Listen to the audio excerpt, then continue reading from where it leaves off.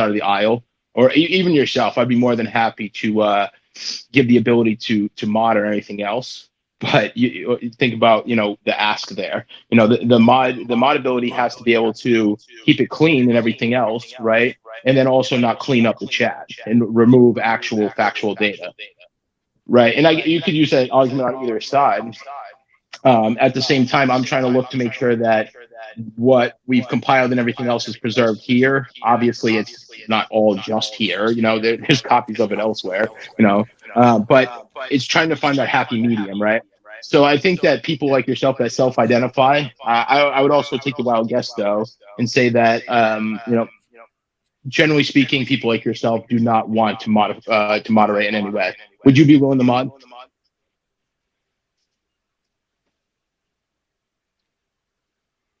Just to clarify.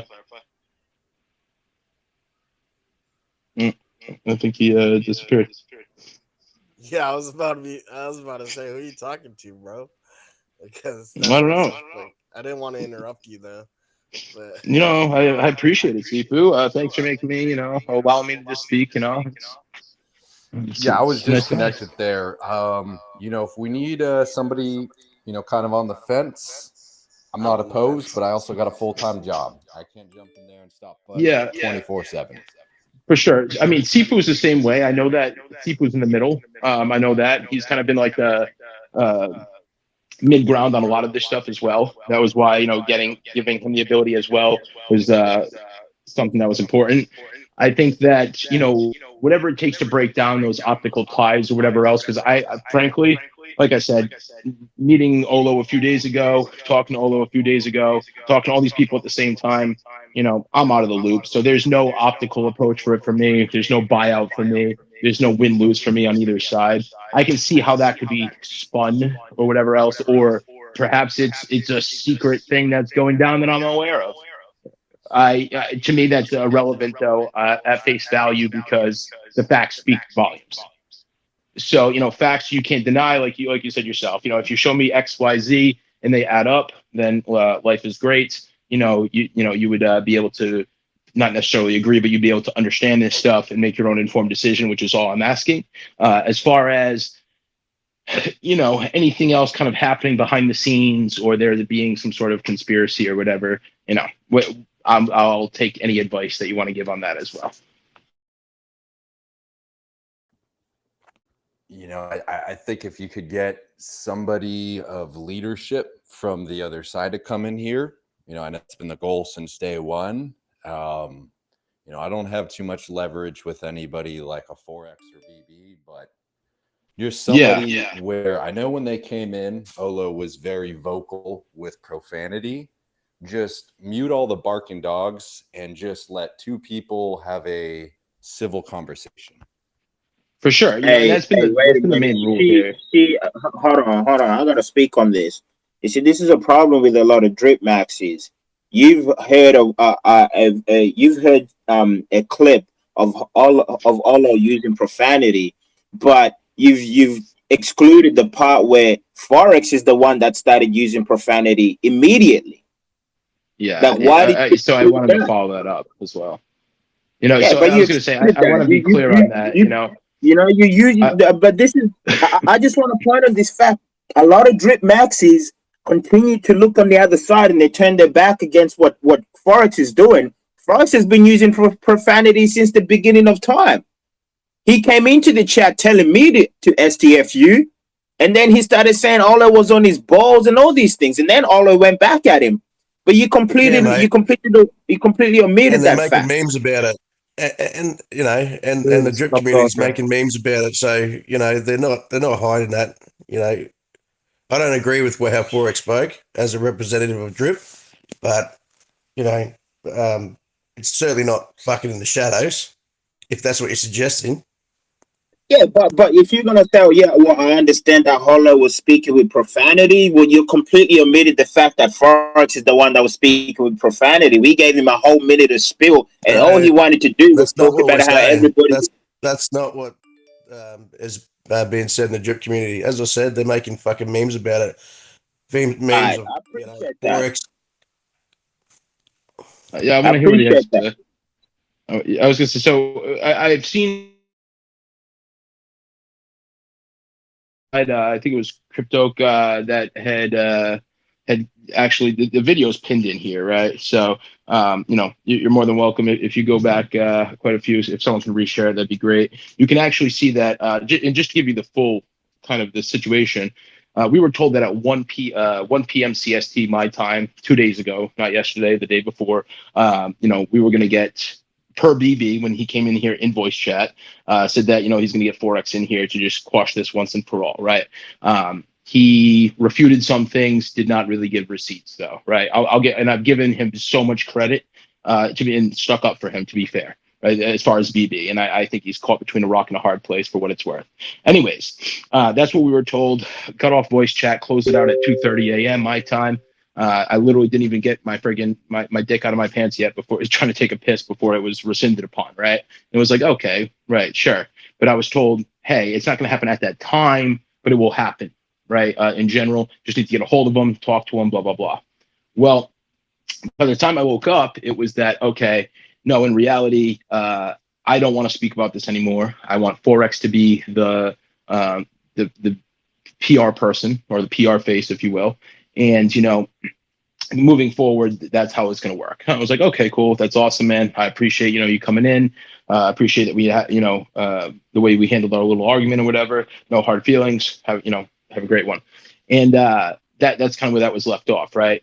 Now, I went to that next night, or actually, I'm sorry, that day, I had gone to bed later in the day. I've been sick as fuck. And, at some point, what had ended up happening was, voice chat was open, I think, by Easy. It's really irrelevant who opened it, but it got interesting in here.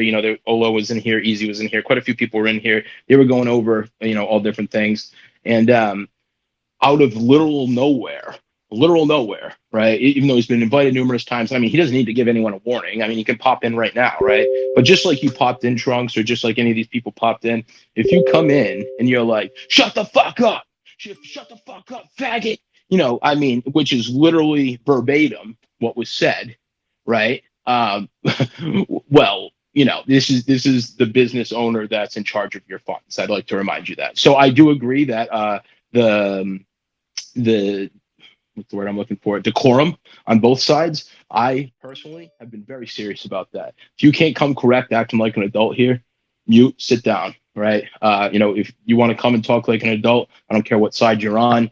More than happy to be 1,000 with you, right?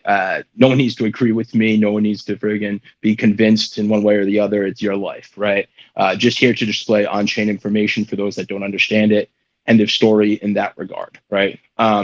I do think that there's better ways that it could have been handled on both sides in theory.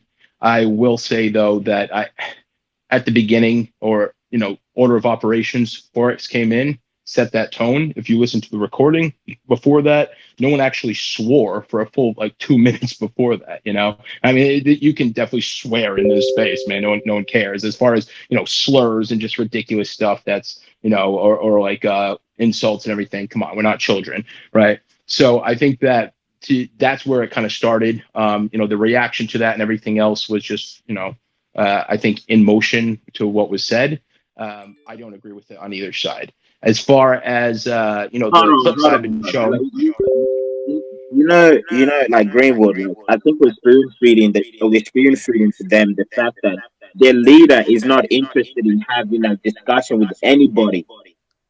Of course. You guys, I mean, you guys like I'm sorry, you guys are acting like, yo, we need a representative from the other side. They're not interested in representing. Yeah, they're not interested. That's a good point.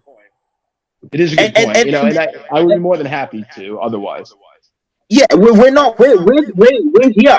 We're here all day. Where are they?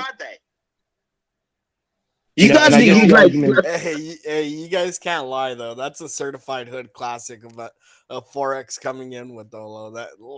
That shit cracks me up. Oh, dude, that video, I have watched it at least 20 times. It's fucking hilarious.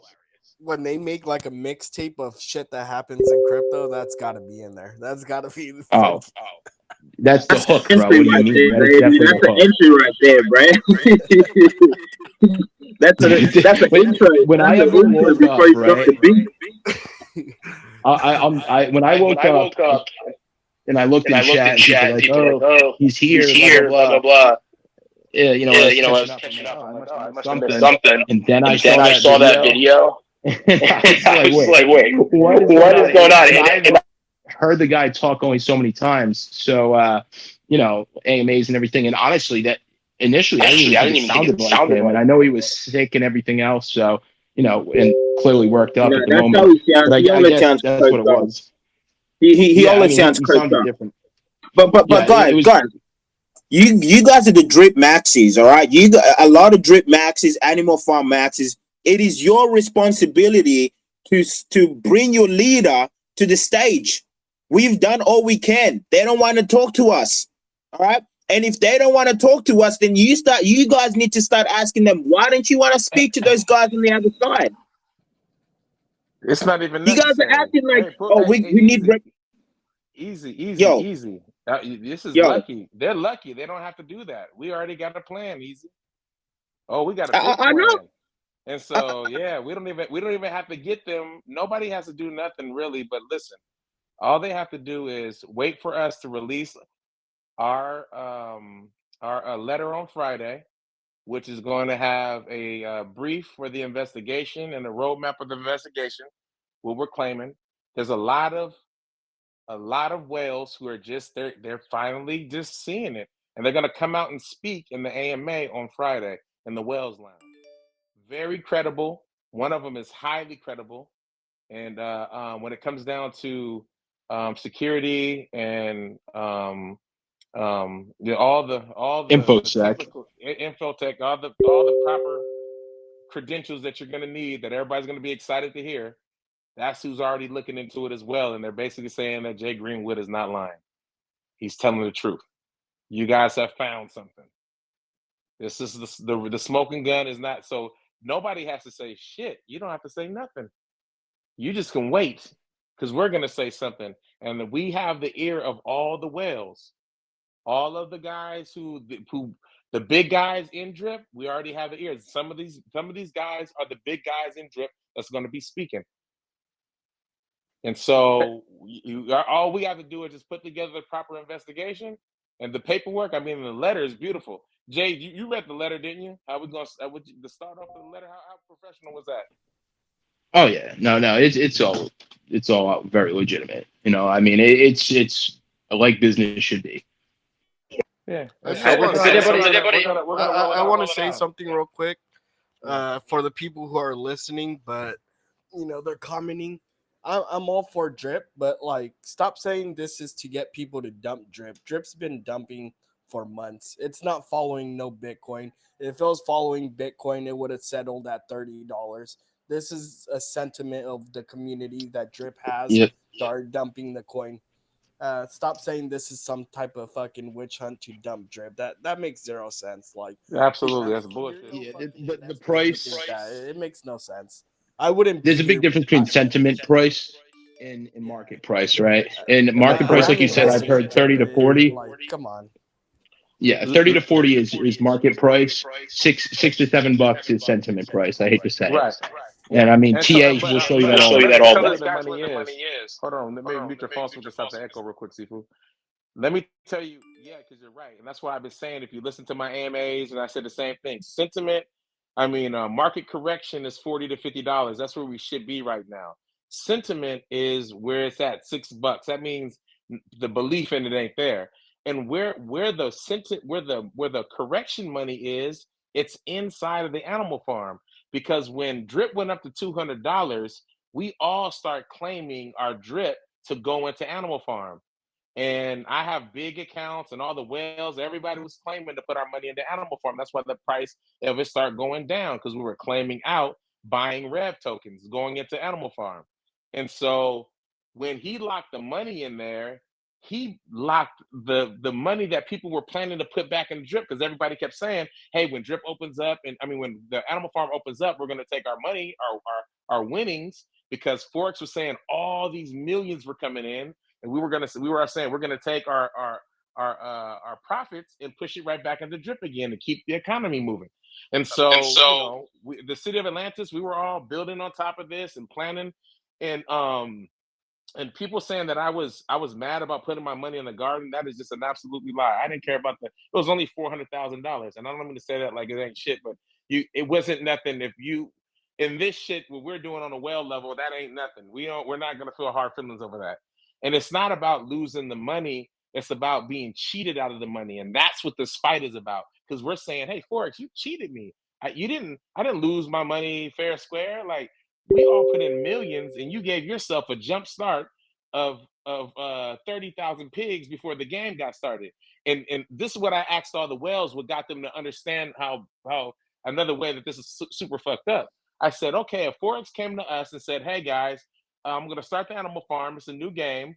Whoever owns the most pigs really kind of controls the farm and the governorship of the farm. But we're going to start the game off, and I'm going to start off with 30,000 pigs. And you guys, and I'm not going to pay for them either.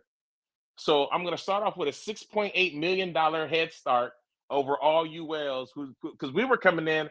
I had about 3,000 some odd pigs throughout all my wallets. There was some, you could see one was 29,000. I know who that was. We had that wallet, and that there was some. Everybody had but he had 10x us going into the game. And so when all those rewards are coming in into the pig pen, he locked them all into the pig pen. He's getting all the rewards. This bastard has gotten us working hard to go get pigs, and he's already the owner, saying we're gonna all, put our money into the farm and earn pigs to become owners. And he was the owner out the gate. And so he never told anybody that he had those wallets there. And had any of us whales knew there was a wallet there, we would have never put our money in there. Who would? Who would? And so this is what we're standing on, and saying this, regardless of who owns the wallets, it doesn't matter. They're the only two who can make it, who can make those wallets. It doesn't matter it could be a Martian's wallet. Who cares? They're the only two, BB and Forex, who can make those wallets. And if they don't know what the wallets are, what they're there for, and whose they are, they're horrible developers. They're horrible.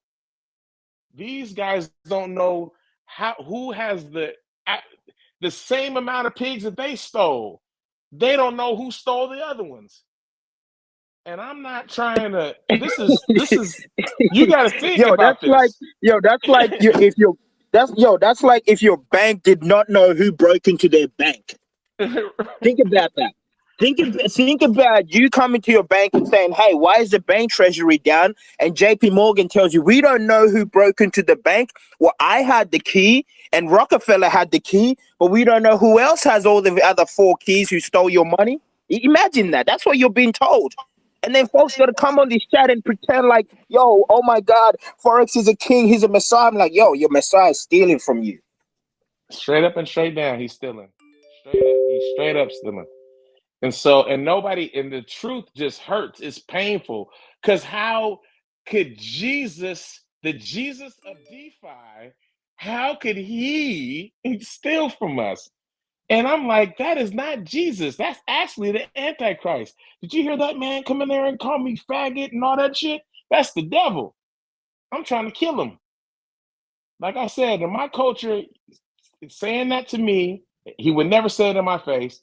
And inviting a man to your privates is a sure way to get killed, just where I'm from. And so he was so disrespectful, because like I said, we would have opened up the room for him. If he would have came and said, hey, it's Forex, everybody would have shut the fuck up and let him get on stage and talk his shit. And I wanted to. I like seeing people battle it out with Jay Greenwood and now Easy and whoever else starts getting smart in here and got ways to kind of get people to understand what we're talking about. And on top of that, you guys just all see me go take some major heat by coming out with it. I seen people, that I thought I was cool with in this space turn on me for telling the truth. I seen them, multiple ones. I watched it. People don't realize I'm really spidered into this space. I watched them write rooms and they were writing messages and private chats about me. and saying the most craziest shit, forming more of an alliance with Forex, and they weren't on the right side of this story. These guys are gonna look real stupid in the next couple days. They're gonna look dumb as hell. Who's that? This is Jay Blaze. If you talking anything crazy, Jay, I'm throwing you out of here. Hey, bro, come good with it. Come good. Hey, with man, it. you're good. Yeah, Hey, bro, I asked him to come up. I asked him to come up. I've been in here all the whole time listening to you guys. I've watched the videos you guys put out. I'm just trying to keep up with your little mini series of what you guys really got going on. I found out from Bartertown, Ray, or the conglomerate over there, because you know they had the stats, they had the receipts, they had the tracking, you know, from you guys COA first coming into business and trying to get this. You know what I'm saying? And that's part of the problem that you guys aren't really addressing either yourself, is that sentiment from the COA failing their role in the partnership for Drip. You know, when Forex came in here the other day, he was sitting here listening to you guys FUD him for a while. So his response was, just to clarify, though, he wasn't. Yeah, he came into the room. He was in here for 6 seconds. I have the stats, so that's not true. He was not in the room listening. I just want to clarify that. I know I invited you up. When I was watching the video, Jay, you're listening to Bartertown. That's what Bartertown said. No, Bartertown was lying all through that video. Okay, so this is what you're gonna do, right? You're not gonna give the space. Yeah, you just got through saying all the shit you wanted to say. You gonna give the space or not? Yeah, let the man talk. Give him the space. Give him the space. Some real shit. You're gonna get Hold on, guys. Give him the space. Was on here with an alternative address. Yeah, there's no space for that here, because I keep pinning a message from the Putin cat. The whole objective is just to destroy Ford. No. Says some random dude. Hold on. Hey, let him speak. Yeah, let him speak. You know what I'm saying? If you guys even look at the tagline for the group, it's Forex's PFP behind bars. You know what I'm saying? You guys have turned this into something else. This isn't no account. Say, hey man, I just want to know about these transactions for these 6 wallets. All right, if this guy really has some reasoning behind it, y'all ain't helping to get to it. You know who? Y'all don't know so many things from those videos I watch. I keep hearing the people making the videos. I don't know. I need to find out. I need more information. So for any jail bars to be put up with those statements being made aren't facts. You have one legitimate point. Hey, there's some transactions that were made and dogs weren't minted. That is the only thing that I see that's a factor here that I would possibly even want to know. And the thing about it is, from what I heard, there was supposed to be a developer allotment or some type of thing that equals that same amount. Just a quick question, hold on, Jay. guys. Yeah, please listen. What we can't do, what we got to be careful of, is letting people ramble in here who don't know what they're talking about. And he doesn't know what he's talking about, guys. He's saying with Bartertown, the stuff that Bartertown was saying in the video. Nothing that Bartertown said in that video was even credible. We'll debunk Bartertown's video in due time. This is not about what COA did, because COA, long story short, we put our money on Drip, and Drip failed us. And you guys are going to see that in a minute. That's why we're releasing our letter. It's going to explain it all. So don't come in here. That's why I said when Jay Blaze, that's why I said you don't need to come in here, because I seen what he was posting in the room. That's not what this room is for. People who feel like that Forex was doing something foul. This is not a room for people who feel like Forex is great. This is not the room for you, because we're not on the same page. Do you not understand that this is not a form of debate? We feel the way we feel already. We're not here to debate anybody who loves Forex. So what I'm asking is that let me just clarify that. Let me just quickly clarify that. We're happy to debate you if you have facts. To refute what we're claiming. But all you're coming up is a bunch of words. Oh, you guys are just attacking Forex. Where's your facts that we're attacking him? Have you looked at the Block Explorer and have you bought a transaction ID with some sort of explanation of how this is Forex not doing anything wrong?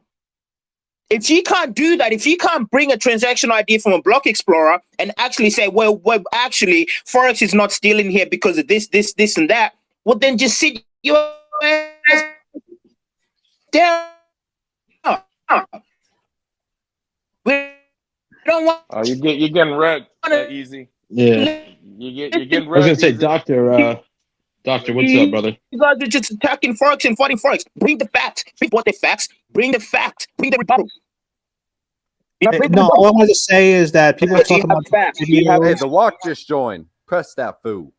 All I'm going to say is that people are just talking about videos, and we all know that Ray Bartertown is the #1 propaganda talking head to just follow the thing. That's all he's ever going to do. So he talked about wallets. He didn't show anything. He didn't say anything. He's just going to keep pumping the propaganda. I just released a video. It's ridiculously long. I did things that show step by step. I'm very objective. I did it for the last one. This one's ridiculously long. It shows everything. I went to past recordings of AMAs from back from Jace Pelton from February. I took clips of what was said. I showed posts of all the things that Forex just said. Everything is laid out. It's ridiculously long, but I have timestamps. You could jump around, but it shows what he said, how he invested. Go through it. Look at the timestamps. Everything is there. People can see for themselves. I just try to lay it all out and told everybody, you decide for yourself. But I can promise you that even though it's long and I took a lot of effort for this, I wanted people to see not just propaganda hype. I know that's gonna be great. I appreciate that. Where's that link at? I just pinned it. The videos that I was speaking on was not Bartertown's. All right, I said I found out about this group in Bartertown. I'm talking about you guys' video that you guys actually posted in here. Those are the videos that I watched for actually what you guys were saying. I did watch the 3-hour video, and I did hear not the chat, but it's just my going through the wallets, going through transactions. Like you said, I have questions of how do 5,200 pigs show up when there's no rev conversion, there's no PL2. PL2 was not swapped for dogs and pigs in the proportions everybody else got. They just appeared in a wallet that was created the day before. So just a quick question. Just a quick question. Jay, can I ask you a question, partner? Because you can answer what you're going to say as well. So you said that out of that 3 hours, I'm not sure which one you listened to. I'm assuming you're talking about the recording for this room, correct?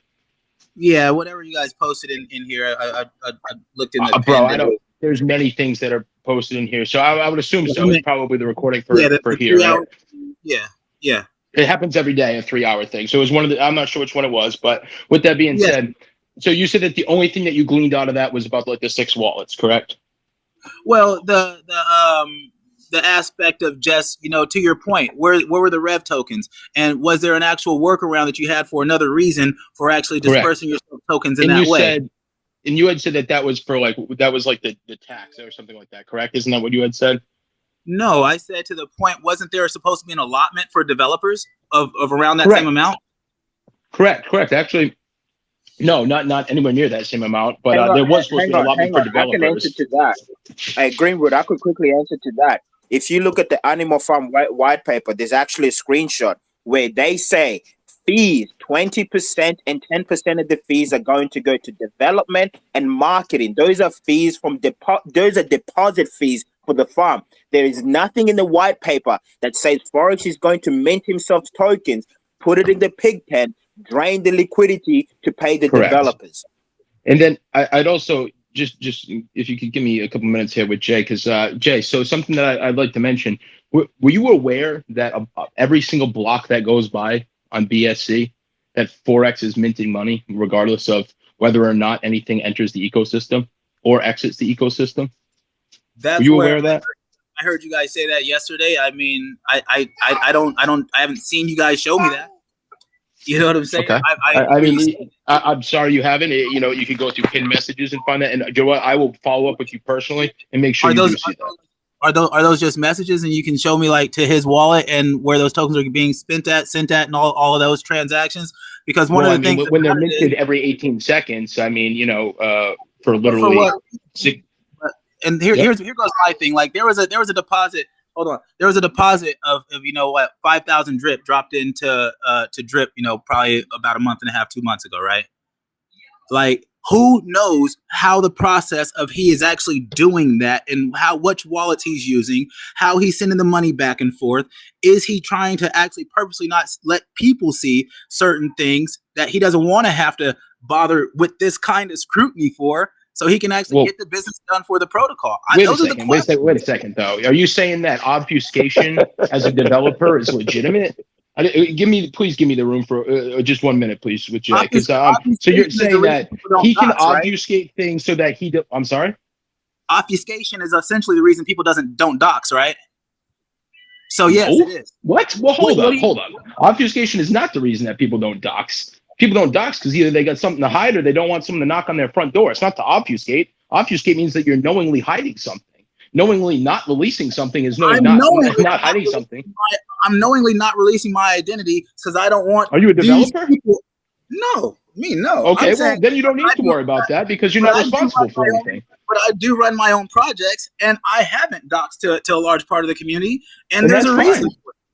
And there's reasons. That's fine. I don't think non-doxing isn't a big deal. Yeah, I was going to say I'm not worried about the doxing aspect. That saying that doxing versus undoxing is comparable to obfuscation of literal transactions on chain. So, for instance, on those 6 wallets, why do they take multiple hops before they cash out on Binance? Why don't you just go direct? You know what? So literally, burner wallets, single-use burner wallets, multiple times. So sometimes it's 1 hop, sometimes it's 2 hops, sometimes it's 3 hop. Only one transaction I've seen where it's more than that. Why?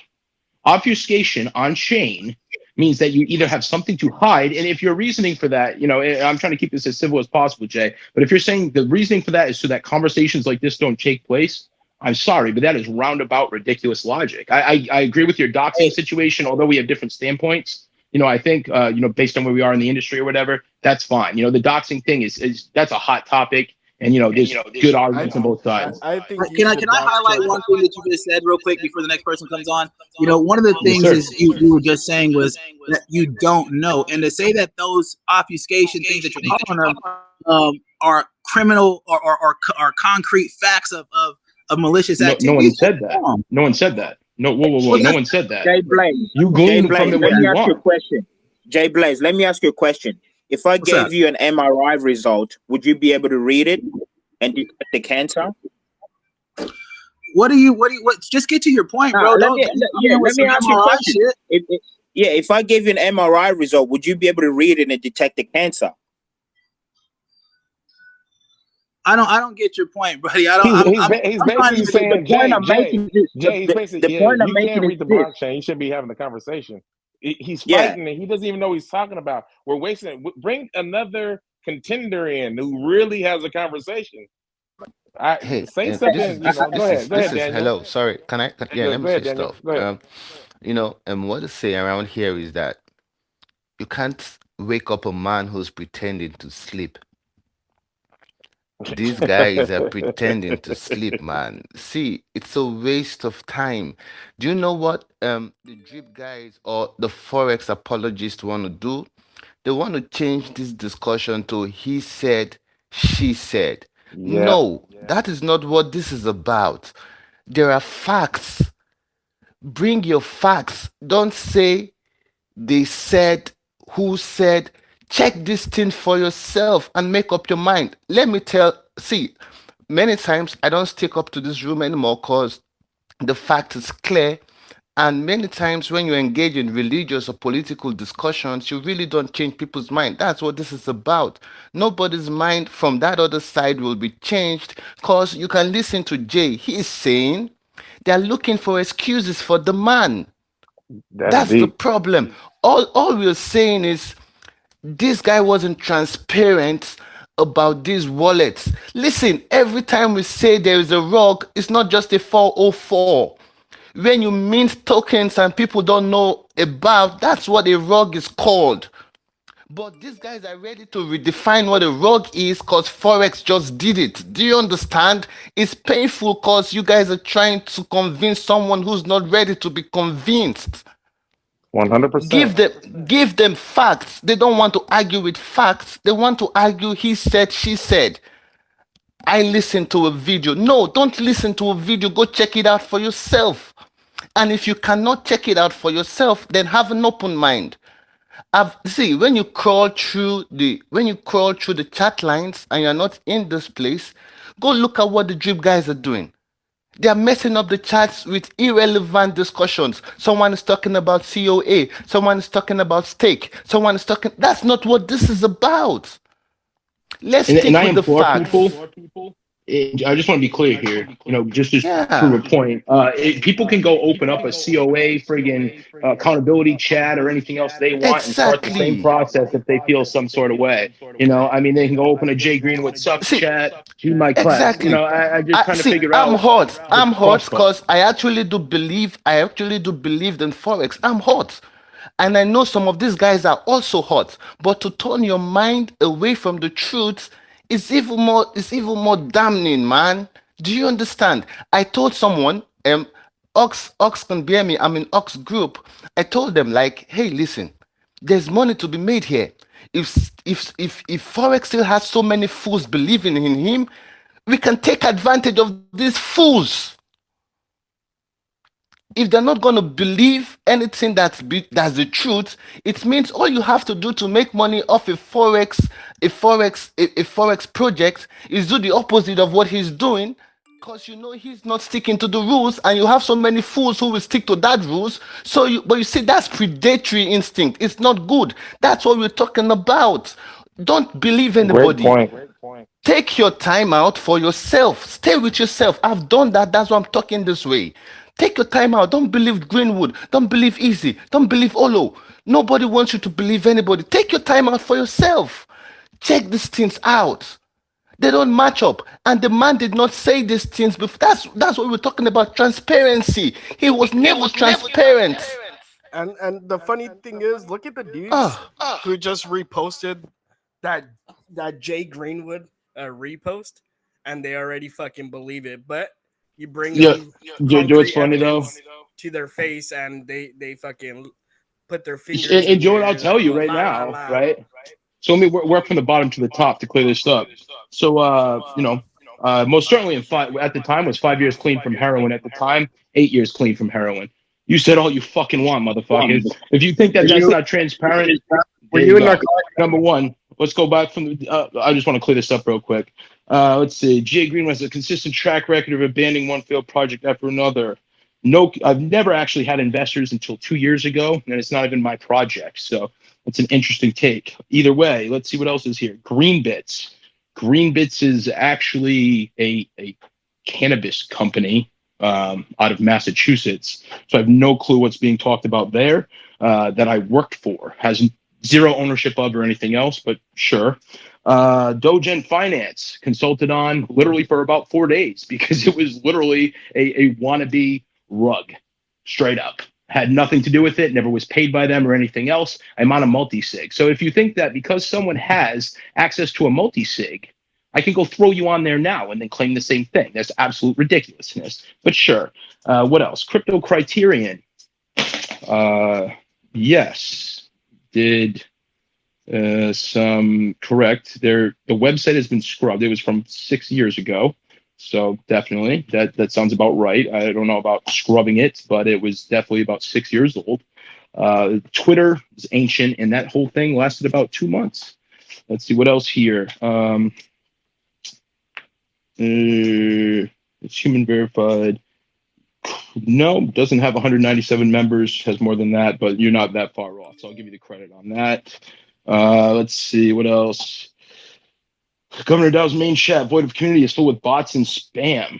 Wow, that is interesting. Sure, I'll give you that as well. Prices going to $25, currently at 13 cents. Yeah, okay, so I made a tweet. I want you to know his history is, I don't want you to know my history as a drug addict. That's hilarious. How many people in this room met me for the first time, and in the first fucking 2 minutes, I literally told you about that?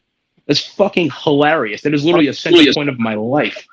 That's why we of my life. It's the recovery of my life, dude. It's hilarious, dude. So if you want to use that as leverage, be my guest. Be my fucking guest, boys. We should not entertain people Shut who are the not. fuck up. This is the walk. Shut the fuck up. All those are back. Why'd you let him, SB? See? Let him demon. Look at the demons. Look at them, man. So anyways, we can't entertain it. We need to be I'm trying to keep this room as a pathway for the whales to come in. That's the only people we should really be line this up for, and any other investor who wants to see the truth. But the whales are going to be the ones who can spread the word, and people are going to take them seriously. Because if you get a few of them together, then it starts to rub off pretty quickly. They have a way of convincing each other. And so we just want to make sure that when people come in here, they're not seeing a bunch of crazy shit, and they can tell that we got it under control and we're serious about this investigation. And so, because there's nothing wrong with people investigating where their money is, and people are acting like Forex we're getting paid or something, like everything's well and we're doing this. No, everything is horrible, and we want to know why. And it's nothing more than we got soft rugged. 6 wallets were made. He didn't pay for them. He took the money, and we don't know where any of the other money's at. Nobody's been paid for 6 months. So, I mean, it is what it is. Hold on. Yeah. You guys got soft rug. I still got hard rugged. 2 of my wallets of my pigs I sent to the pigs credit I haven't been credited for. And there's at least 200 other people in this exact same situation who have been officially hard rugged. And as of right now, dogs have been hard rugged. And if anybody argues against that, I'm sorry, you are stupid. We've been hard rugged. Explain the hard rug on the dogs when he's taking the LPs off of them.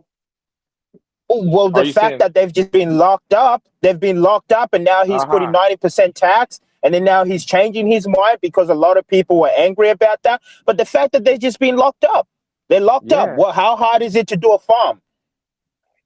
You're taking hundreds of thousands of dollars, and you can't launch a farm? That shit would take me 10 minutes. I have no dev experience. Like, come on. Like, what's going on, fellas? Like, like a lot of your folks just you guys got to tighten up. And if you can't read the Block Explorer, stop doubting the evidence. It's like if you have an MRI result and you can't understand it, go to a doctor and say, Doc, I'm too retarded to understand this shit. Can you please explain it to me? Same thing. If you can't read the Block Explorer, before opening your mind, go to any chat, Rect HQ, go to freaking, I don't know, all these other chats and say, hey, can somebody please read these transaction IDs and explain it to me? And somebody who actually understands what they're looking at can explain that to you. But don't just come in here derailing the conversation. Yeah, we should be able to see that coming in easy from when they first ask their first questions. We should know by now who's coming in here solid, really looking for answers, and really want to understand what we're talking about, versus somebody coming in here to scream something stupid, or talk whatever, talk like Ray, just saying anything. And so, but we should, again, we don't have to convince anybody. The convincing time is over. Easy, you've done an amazing job. Your voice is very big. Also to help Jay Greenwood cut through a lot of the noise. You just, you weren't taking no shit and needed somebody to kind of do that, to come in and like just kind of, you say things in a way that's just trying to get you to make it make sense, simple and make it make sense. You've done a good job. You got my attention. And so, again, an alliance is forming to kind of, bring this out in the most, political way possible. And we're going to do it in the Wells Lounge. Again, there's enough evidence here, and it's been verified to enough to really stand on it. I came out, a little bit early, maybe a day or so early, but at this point, we're confident enough to stand on it. And there's a lot of people falling in line to expose it and have this conversation. And we're going to definitely be pushing it to YouTubers, any YouTubers, also anybody knows any additional ones that may be interested in pushing this a story when we release it, and getting the word out. Anybody who's related to drip enthusiasts and that, or anybody in that bracket. Like, we're looking for people who are ready to just spread it within their communities and let them know what time it is. But again, a lot of people are here because of drip, but it's going to be pretty easy once we release the information. There'll be some really good stuff for people to read and understand, why this is all going on. And just to add on to that, and just to quickly add on to that, like I like just a little caveat. I personally spoke to Foley Baker and I said, Foley, you've seen the writing on the wall. Can you talk to BB and Forex, and let's just have a little meeting and see if we can come to a solution where investors are not going to get wrecked. Because the longer they leave this on, they let this drag on, and the whales get on top of this shit, and then they decide it's GG, it's over for all the investors. And where's Foley Baker? It's crickets. A lot of these drip leaders, it's crickets right now. All right, so all these people that you guys continue to think that they care about you, they don't really care about you. In fact, I have messages of Foley Baker telling me, look, I made money, so I'm Gucci. So like, you guys need to understand, like, when you're out here, like, parodying, like, oh my God, these guys are the best, you guys gotta understand who these people are. There's a reason he's called Forex Shark. He sees blood in the water, he's taking that shit. Anyway, that's all I just wanted to add. That's it. Yeah, speaking of YouTubers, I mean, you guys should reach out to CoffeeZilla with this stuff. He's like the heavyweight of all this stuff. He for Seifu and like much blockchain scams makes like really well produced videos that are easily digestible. You say CoffeeZilla? Is that what it is? Okay, man. Someone had mentioned him in I think it was like DeFi Darkness or something like that, where two to reach out to. Zach XBT, he's huge on this. But if he send this shit to CoffeeZilla, drip is going to $1. I'm sorry, man. CoffeeZilla will kill this shit. He's killed a lot of giants. He killed SafeMoon.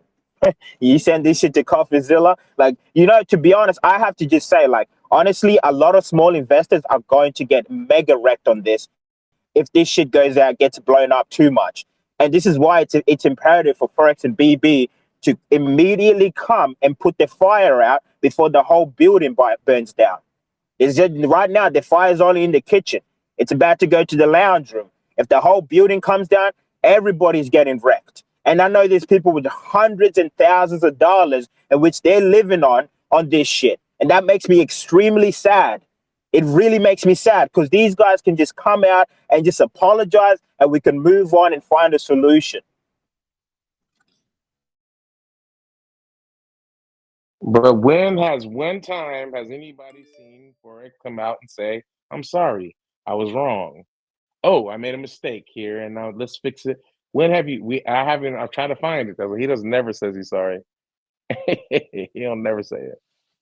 So that's why we're just at a point where we just got to come out with it and let nature take its course. It's unfortunate, but it's just like, damn, I mean, what do we keep on doing? We're going to, again, do we want to, win by lying or, I'd rather, or as I say, I'd rather lose and tell the truth than win by lying. That's just, it sucks. We made the decisions. Nobody, this drip situation should, get everybody to educate themselves a little bit more about these projects. Nobody can read blockchain. No, everybody's out in here playing games. Nobody knows what's going on. That guy could say anything to us, and we're just like, yep, that sounds like it. As long as he says it with confidence, we kind of believe it. Okay, that's how it works. And then the thing is that with the straw that breaks the camel fat, or really the real, the sucky part is that he did something and nobody knew. Nobody knew. And that's what's the shock to everybody. Like, nobody knew he was doing it. He hit it right and like just right as we're jumping over the broomstick, right? We're going into the farm. We're coming right over the threshold, going into the farm. He's soft rugging us right as we go in. And we have no idea what's going on. And so it gets you to thinking, you're going, okay, it would make sense now that it's taking this long because he's trying to rebuild the whole thing. And he's, taking money from coins because he's trying to fill some holes of somewhere. And we haven't that's why the investigation, we already have the proof and we believe that we have enough to make noise, but we still want to go all the way through with it and figure out where the money's at.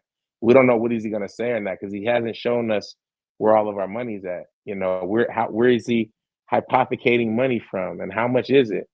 And how much was the 10% that got taken out? And where's all the money that was in all those wallets? Where's all that pig money? Because pig is like, 50 something bucks right now. Where's all that pig money? And where's all the money? He can't, and this is where he's going to have his, it's going to be troublesome for him. But, it's a hell of a time right now. Yeah. Yeah, go ahead. I just read this article end to end that was just posted about Greenwood, and it's pretty extensive. Doesn't look like this was done in a couple of minutes. Kind of want to turn it over to him. What What do you think the intention is behind this? None of it refutes any of the blockchain transactions that you guys are accusing of them. It seems more of course. Just a so I'll tell you exactly. So to be fair, right? Someone told me earlier today that the nail in the coffin that Forex had was this, right? So obviously some things are on Steemit. I literally have the ability to remove them at any time, or change them at any time. Kept them up. There's no point, dude. I have nothing to hide. Never will, never have. If you want to know my fucking past, you know, or whatever I've done, it's there for the friggin' the viewing, if you will. So as far as what the value was, it was to get the exact people that are currently in this room off topic, just like they, you know, generally get. It has absolutely nothing to do about this project or anything else. You know, address these projects. If you want to PM me, I will gladly address them. You know, I'm not going to take the VC space about something about myself. There's literally nothing there to actually address whatsoever. And the point, though, is obviously to just take away from the points here and to completely move away into a different environment where it's, oh yeah, well, this guy can be discredited, so therefore everything he says is false. So, you know, with that same logic, that means that not only do I have these flaws, such as an ex-heroin addict, etc., which I will own all day, as well as have been involved with other projects and everything else that are listed there, some of those at least. But at the end of the day, they're trying to say that because of that, that means that what's found on chain is not true, is the logic here. So, I mean, cool. If someone is invested with me, by all means, let me know. If you want your money back, I'll give it to you. Otherwise, I'm a bit confused how that's relevant at all. It's not relevant at all. Like who you are does not change the fact that there's 6 wallets with 31,200 pigs divided up between them. That has nothing to do with it. I don't care if you. They've tried every tactic, man. Which you know, at the end of the day, it doesn't matter. Yeah, that's not. This is how they do, though. This is how they work over there. They just say wild shit. They just say I've been doxxed for years. Clearly, if this was anything to to kind of sweep under the rug, I sure as hell am not. But I just think it's funny because you know, as far as spending any time, I give props to whoever spent that time. And the dude with the little Salt Bay friggin' PFP actually was the one that was sharing this around earlier. But everyone he shared it to forwarded it to me, which was hilarious. But anyways, you know, like you said, that it's just a derail at the end of the day. Yeah, man. Let's just get past that. I mean, we gotta ask ourselves if it's relevant to what we're working on or not. If it's not relevant, let's just disregard it. It doesn't mean nothing to us. It's nothing that deals with the facts that there's 6 wallets that fucked the game up. Let's just call it that way. There's 6 wallets that rug the game. That's all that matters. We don't care whose wallets they are. We know where they came from. It's just at the point now we're going to put it out and let people speak and let the cards fall where they may. We don't need to ask us anymore to come to say anything he doesn't want to. He should have been. He's taking so long because he's trying to think of what to say. He doesn't know what to say about these wallets. He knows what he's saying sounds dumb once he gets back and hears it to himself. Like, wait a minute, I'm the best developer in the space. I got my number 1 guy with me that's developing with me, BB, and we're seeing these wallets that we created, but we can't say that they're ours, and we don't know how they got there. We only know how a couple of them got there. That little piece, that whole little story right there should just be it for anybody who got into this. We don't need to know really anymore. It's just going to be great putting the numbers together and finding out where everything else is, but we don't need to know anymore. But there were 6 wallets that had pigs in it that Forex never paid for, and he doesn't have the receipts for them. He can't say, hey, this is how I bought 30,000 pigs. I used this money. I used these millions to buy that. So this is where we're at, and it is what it is. Hey, y'all. Hey, I agree with everything that's going on here, and man, it just really sucks that this is going to have a huge impact on the actual investors who are just honestly just trying to make money for themselves and their family. You know, so my greatest concern is the investors, and you know, I can care less what happens in Forex. You know, if you did something wrong and you try to steal some money, you're trying to earn these BUSD rewards. which is supposed to be for the community, and you didn't even pay for the shit, you know, whatever happens to you, that's on you. But my concern is the investors, and I don't want this proliferation of this investigation to be all about, hey, you know, drip is going to zero, get your money out. You know, I don't think that should be the main focus of the message that's going out, because I know that now we're talking about you getting YouTubers involved and having them talk about this and all that. But I think the message that we have to approach the center of the message very carefully, because I got a lot of money invested into drip. So this is affecting my pockets, right? Eventually. So, I mean, it already has affected my pockets. So what I think that the message should be, instead of it being about, hey, get your money out, you know, you've been rugged, drip is going to zero, instead of making a message about that, let's just make it about, hey, let's get Forex and BB on the line so we can get this resolved, because this is the issue. Let's get it fixed, and just keep it simple, because we have a bunch of investors. They don't really know anything about it. Blockchain Explorer, they can't investigate anything.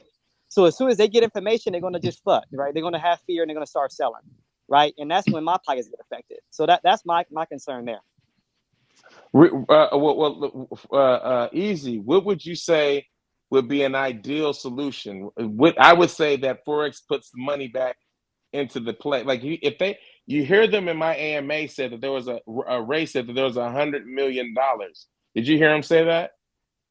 Yes, I did. Yes, I did. Okay, where is that 100 million? Because we shouldn't be starving like that if there's $100 million floating around somewhere. Hold on, I'll explain the 100 million scenario. The 100 million is TVL. That's total value locked. What that means is it's the amount of money that people bought in to provide LP. It's not the money that's actually in the protocol. A lot of people pull that money out through emergency withdrawals and all that. They don't actually have that 100 million. They're just saying that that's TVL. Wow. Okay, so this is easy. The only thing that can save Drip is if he has a pool of money somewhere that he's hiding, because nobody's going to put more money in. You know that's not going to happen. So the only option is that Forex, we're trying to figure out where all the money is and why he's not throwing it back in, putting it in a reservoir, putting it somewhere. But I mean, have you found any money anywhere, Easy, through your searching? Have you seen where any big money is? None. This is the problem. So as much as we want to save the community, we have to be practical at the same time and say, how do we save them? Well, the only thing that's going to save is money. They need money. No, what can save the community is either Forex and BB come out and apologize, or they pass the project on to somebody who's trusted in the community, and that's going to stop the sell pressure. Because the fact of the matter is, people love Drip. People love the protocol. People are not able to distance themselves from Forex Shark and the Drip protocol. The Drip protocol works well, but it only works well when the whales and the insiders do not dump. That's how it works well, because it keeps that liquidity. As soon as they start dumping, Let me help you real quick. Let me before you build this case. Let me help you understand that this is not about Drip. This is about Animal Farm. That's where we took the loss. Nobody's complaining about Drip.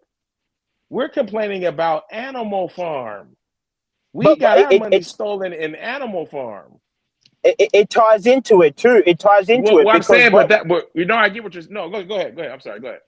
Yeah, no. The reason it ties into it is because if Animal Farm, once the truth actually comes out and nobody can argue against it, Drip is going to go down with it. Because one of the other things too is one of those wallets, 5,200 wallets, was dumping a whole bunch of Drip. Exactly. That's where it all comes into it as well. Guys. When we look at an Easy, and this is the thing that we got to understand, when we look at the total, the data around Drip, he let it go too long. Look at the supply. It's in reverse. I mean, past reverse. It's like 1,300 right now. 1.3 million. It was naturally $1 million. So it's gone the other way. So you know how hard it is going to move the needle from 1.3 million back to 700,000? Right. That's going to be the most difficult thing in the world, and nobody's going to put new money in. Why? Because it's a fucking black hole. You can put 20 million in right now, and it's going to be ate up like piranhas. They're going to claim, them claims are going to be on fire because he's starved the community too long. And that's why I'm saying the only thing we should be saying to Forex is, Forex, where the fuck is all the money? You pause pigs. What did you do? He's draining. Like, I mean, I think he's getting caught too late to a degree, if you're asking me. I think we caught him a little too late. We caught him, but we caught him too late. Because we caught him in April. We caught him in April. Nobody wanted to listen. This shit was going around in January. Even I ignored it slightly. I agree. We're listening too late. That's what I'm saying. You caught him in April, but we're listening too late. We're about to take action a little late. And so I don't think anybody wants the drip. After this, nobody's going to want that wretched thing because it's going to look wretched now. Because everybody's hype is so high in Forex. That's why I talk to people. Mute yourself for 1 second. I'll call you right when I get done. I'll let you come in. But everybody was, I love drip too, man. That's the dope. I mean, City of Atlantis and drip, that's cool shit. The water crypto with the City of Atlantis, you see how cool those land NFT tokens look? And that's why when Ray was doing the AMA, I mean, he's doing his kind of, I was loving it because our shit looks dope. Our website is dope. You ain't seen nobody in our space with no website like that. That shit was kind of fly. For DeFi and crypto, I was like, go ahead and show all that shit off. People will see through the truth of whatever you're saying. I don't mind him lying because the real people will be like, he's bullshitting. These guys, our site look way better than goddamn Forex, whatever you put out. But that's not about this. But what I'm trying to say is that to save the people easy, and I hear you loud and clear, I feel like I feel like I'm doing it for the people too. People just don't realize it, that I was fighting on their behalf. That I'm trying to tell everybody, hey, something's wrong, and I'm going to say something. I'm not going to be one of the whales that just act like there's nothing's going on. I'm going to be like, and I tucked the whales was swinging on me. Not only the community got at me, everybody turned. Everybody turned them. I just couldn't believe how many people turned from the truth. And so, hey guys, what Forex is going to have to do is the recourse is going to be, he's going to have to liquidate the drip LP, liquidate Animal Farm, and then just airdrop everybody a portion of their holdings. You might be made whole 50%, 40%, 60%. He's going to have to even liquidate his personal assets. But in order for him to do that, you might have to take him to court in order to make him do that. That's probably going to be the only way that you're going to be able to make him do that, because his ego is too high for him to just do that over a Telegram message instruction. So if you guys in America, you guys want to start preparing a court case, I suggest you guys start, if you have a lot of money in drip and you want to at least be made 50% whole because all your shit's locked up, then you might come together with a few other folks and start a court battle. It's not that hard. And then that's going to really put a lot of pressure on him and make him liquidate it and settle. Because if he settles early, then he can at least maintain some of his ego. He can at least maintain some of his integrity. But if he has to be forced by the court and all, jail terms and a lot of other bullshit that comes with dealing with the feds and the SEC and all that shit, then so be it. But that's the only way you can really get your money back. Yeah, that's the easy. So that's the thing we got to do is find a solution. We got to find the money. And that's what the investigation needs to go deeper. We're going to release this first side. We're going to go deeper because we want to find the money. Where did it go? That's a lot of money, though. And it's only been 6 months. What did you buy, Forex? Or who did you owe? One of the two. I was like, who did you owe money to? Goddamn. Thanos? How much did you owe him? 50 grand? Shit. 50 million? I don't know where you pulled out of here, Yeah. Oh, yeah. You know what the funny thing is there was only 2,500 people who bought.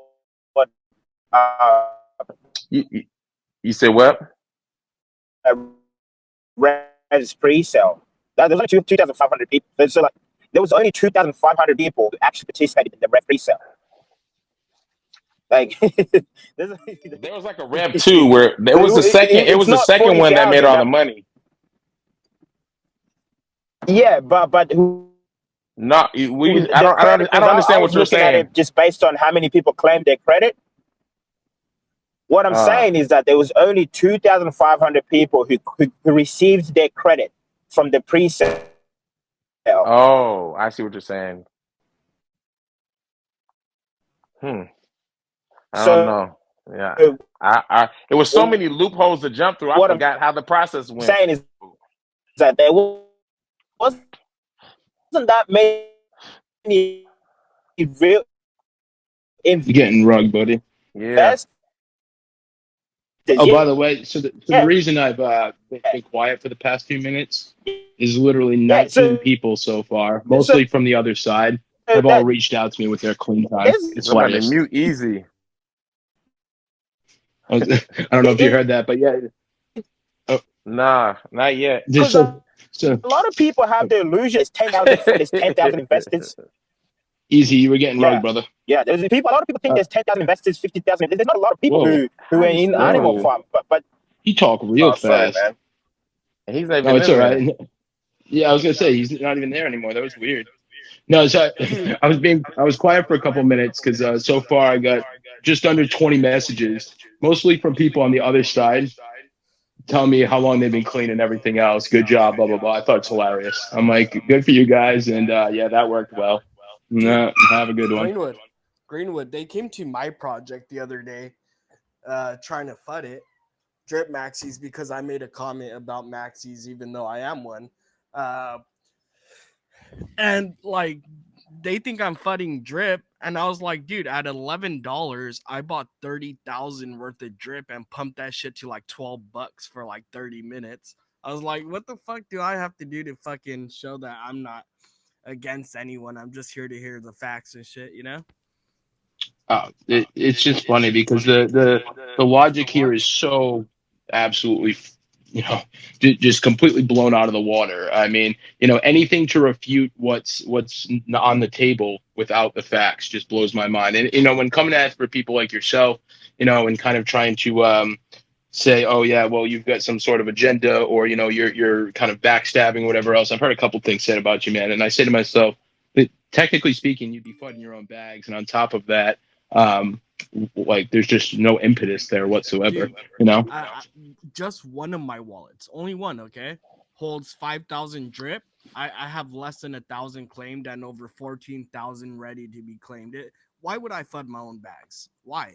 I'm probably making more it makes no than sense. most people in this voice chat. I'm not against drip or Forex. It's crazy that they're coming after me.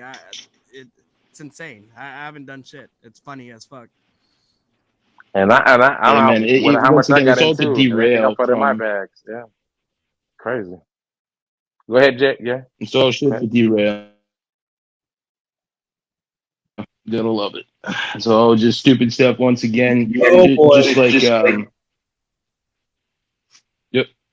No, I'm sorry. I was just saying that I made my other video and I'm still in those other groups and I posted it and I'm finally being attacked now by everybody that it's just fun. Get it. Listen, I get it. Dude, I understand hope the logic. you didn't fucking do a line of yak 20 years ago. Or you're gonna People are pulled through. afraid. People are going, holy crap, this is something I've planned my life around. I maybe quit my job on. Maybe I get it. I understand there's fear, the stages of grief. The first stage is denial. People don't want to accept it. People go, la, put my head in the ground like an ostrich. It's ignored. It might just go away if they don't see me.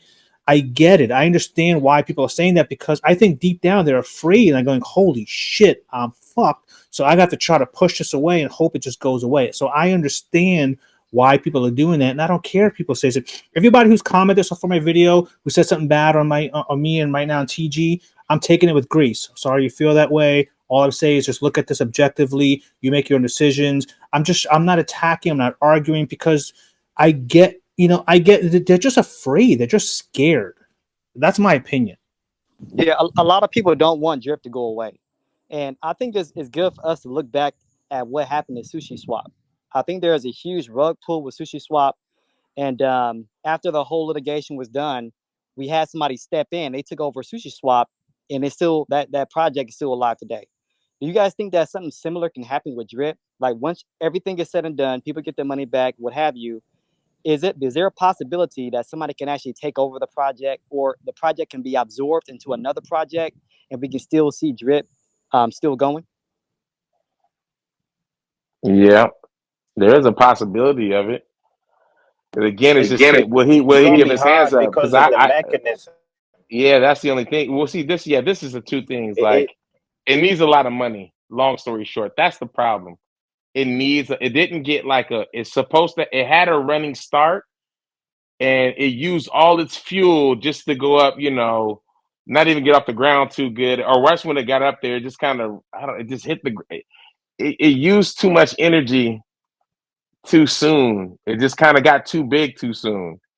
And when the money got in the right position, he didn't manage it in the right way to create sustainability in the system. And he didn't have any real projects, something that was big enough to continue sustaining the type of ROI that needs to come through that DApp. Because Drip needs a lot of money. You know how many wallets are there? Well, there is. It's like over 100,000 wallets, right? But you can imagine. Yeah, 130,000 wallets right now. Holy shit! Yep, just about. Yeah, so that is a lot of money that's going to be needed to sustain that thing, and this is where he's going wrong, because now he can't find where to find that sustainability, and this is where the end of Drip kind of gets up in question, because you're like, how do you put enough money? Anything that goes in there is getting claimed out right now. Like I said, you put 20 million in there, it'll be claimed out in no time. In no time. You know how many whales got big ass accounts right now, like that will just eat that 20 million up in no time? And so it's in a catch-22, and that's what I've been trying to tell Forex. Hey, Forex, you need a big idea, bro, and them scratch tickets. And that's where we kind of get into. I'm like, hey, congratulations to me. I just got kicked out of the Drip chat. Woo! What? There you go. This is me. It's literally that's honorable. Oh, crypto. Okay. Just got me kicked out of the Drip chat. I just got people reporting me and say it's all FUD and I'm full of crap. Did you put the video, Crypto? Did you put the video in here? Did you drop it in here? I did. I put it everywhere. Drip, Animal Farm, Drip Price Spot. What's it? I got it. Stunners Group. Everywhere you could think of, I shared it. Crypto Winner Circle, DGen Protocol, Moonshot Hunters. I put it everywhere. Oh, good.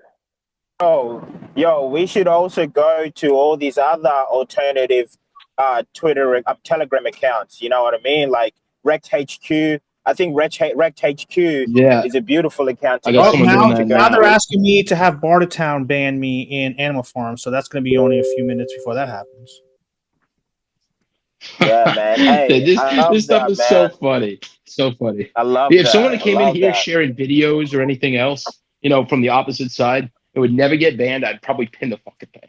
It's ridiculous. They're afraid. People are scared because they have a lot of money invested, probably overinvested, and they're like, holy shit, this is all going to go to zero, and I'm SOL, and there's going to be a lot of bear markets, and this stuff is going to cause a lot of drama. People are going to have in real life a lot of real life shit that we don't know about with their families, with their significant others, with whatever they're doing. This is just going to be a cascading downfall that is just going to keep going.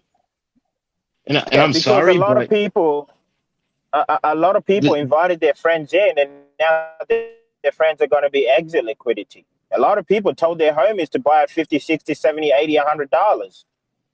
That shit gotta hurt. I don't care who you are. Yeah, I was gonna say that's a good point. And I don't really like talking too much about dripping here, although it ends up happening. So I generally try to stay quiet on it because I don't know the full scope of drip as much as everyone else does. Ooh, there's some no, it looks like they just got Crypto Doctor friggin' signed on for life, and pretty much to make sure that way to make people literally post about you and make sure that you go down now. Like, think about how dumb this is. Like, it just makes no sense to me. If you're literally got opposition, take it on the chin. Otherwise, if I was him, I'd be pinning it. If you had nothing to hide, pin that freaking comment that someone makes. Well, in I your know chat I'm going to make videos going forward respond. now, and I'm going to break down and destroy every single one of Ray's videos and just say, listen, he said this, but this is not true. This is why. Oh He man, said this, I can give you the funniest stuff about Ray, by the way. So I think can I've do already that mentioned stuff. it I to can you. talk about, show how he has single-use burner wallets. I can show as much as he wants, and let's see what he has to say about that, and how he's avoiding whale taxes, and how he's laughing about it in the Reap DAO, and how he's doing. Hey, let's Wait a minute. How is he avoiding wealth taxes? So there's people in the group who are literally out here like Of course. avoiding taxes. He's avoiding Yeah, whale so- taxes because he's transferring yeah. drip to other wallets, and it's a cheaper tax to transfer the drip than sell it or hydrate So- or whatever the case is. He's avoiding whale taxes. He's been doing it, Yeah, so and not only has he been doing it, but he brags about it. I was gonna say, so he's been bragging about that. So I had shown that early on, and then had gotten rid of it because it's out of scope, from my point of view. But what's pretty funny about that is that in a couple of videos, he scrolls through, all of his wallets and everything. And once again, these are Keck 256 hashes. So if you know a certain amount of characters, especially the first ones and the last ones, then you can just asterisk search in between. Right. You can Google search this. There's other platforms you can. I incorrectly had said BSC scan is one of them. My apologies. I think, Doctor, you had pointed that out. But either way, pretty funny because, you get to see all of his wallets and exactly what they're up to. Right. And I did not find any that had paid whale tax ever. And the way that he's circumventing is, and keep in mind, this is literal just chilling right there. And he posts this link. And post these wallets just out there in the open. So, whereas the article about me and everything up there that I posted, I know it's out there and don't care. It's the truth, right? As far as literally posting something and then thinking that, no one's going to look into this is the ultimate form of ignorance. Because when he posts these links, and posts his wallets, you can literally look and see that every time he offloads, it's going into a single-use wallet via a secondary function that no one's using, really, or besides friggin' people in the know. So he's literally circumventing whale tax every single time. And then someone had sent me an out-of-context screenshot that I'm not even going to bother sharing because it's not, I don't think it's compelling enough. But exactly what Doctor said, he's basically, stunted about this before in Reap. Quite a few times I've heard verbally from other people, and I just find it hilarious because imagine, as a project manager, as a marketing rep, as anything, that, I am finagling the bagel on the project and ha ha ha ha ha. Literally what you're saying is I am fucking people over on their money that they are due per the algo. So I'm gaming the algorithm and gaming the system in order to literally circumvent and make more money and take it out of other people's hands. By the way, he's co-signed on the project pretty much. It's just absurd. Oh, I love this. Now, Crypto Winner Circles and Stunners Group just banned me. That's a great. Oh man, bro! Every single thing that is not decentralized. Clown. That clown's posting usernames. He got me banned too. He's a fucking clown. But it's okay. I wanted people to see it. I knew it was going to happen. I wanted people to see the video and click links who maybe are in those chats that are concerned before I got that. I wanted to get some people to get a hold of it beforehand. That's all I cared about. It already has what? 260 something views at the moment, right? Again, we just in the past. All of them are double agents. They're in here, they're taking down names, and they're getting us banned from other chats. So they're not here with productive dialogue. They're just talking nonsense, generic penis jokes. Why have them? I get it. You don't want to come off as the other side. We can't be overly aggressive with banning people because then that's, it's hypocritical. But what the fuck, man? Some of us are still part of these projects. We want to go in there and get an understanding of next steps. And now we're banned because you got some double agents in here just taking down names. I say drain the swamp. Tell you who it is. So this guy right here. So he's been reporting back quite a few times. Asking to have people banned. That's been forwarded to me.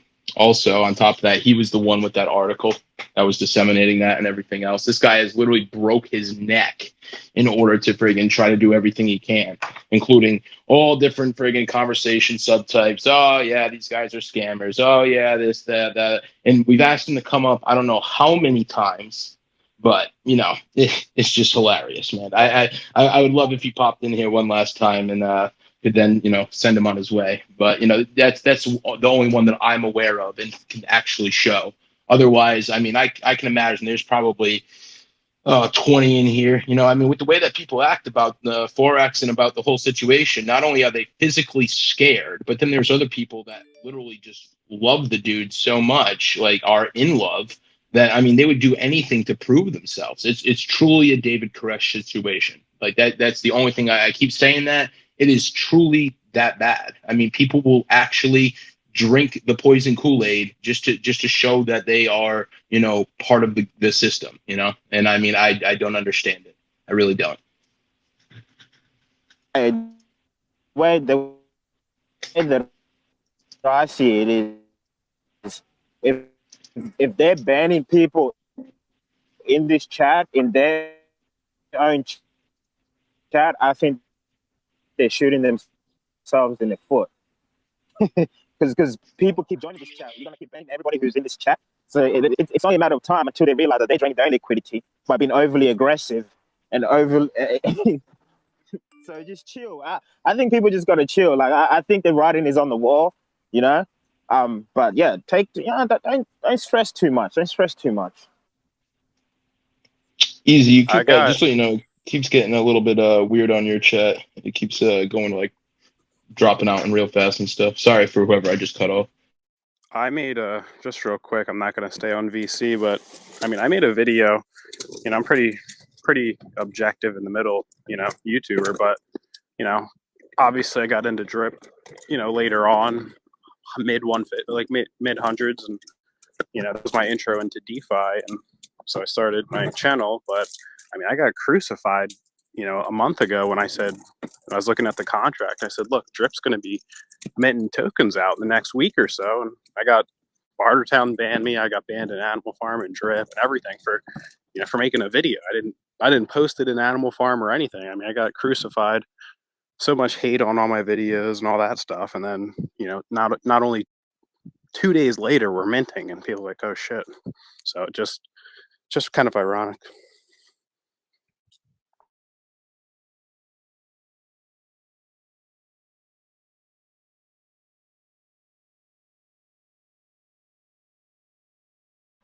Yeah, I heard Forex. Can you guys hear me right? Well,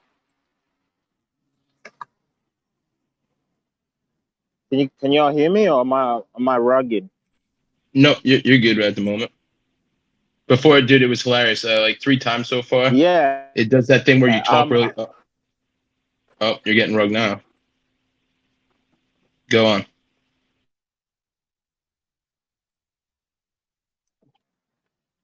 Oh shit. Yeah. I actually was on AMA, and I did hear Forex talking about the drips that it's gonna be minted, and he tried to brush it off as it's not gonna be that big of a deal because we have millions of dollars available to buy up that drip and burn it. And I'm thinking, like, what kind of bullshit is this? What kind? But anyway, guys, if I think you guys got to take Crypto Doctor's video and just spam shoot that shit on every single Telegram group that exists and really raise awareness outside of the drip and Animal Farm ecosystem. Because once Forex realizes how constricted he is, I think that he's gonna start acting, and we're really gonna start to see some results. He has to realize that the writing is on the wall, and I think that y'all should really share that. We should all share that video everywhere. If you got alt accounts, go in there and spam that shit and let everybody know what's happening.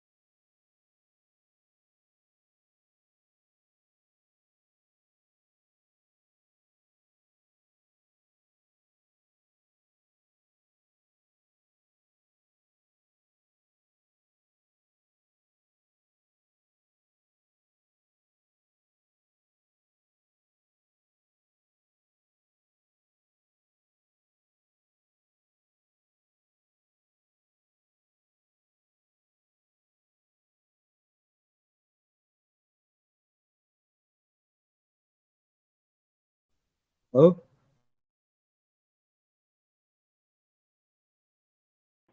Hey, yo, stop flooding.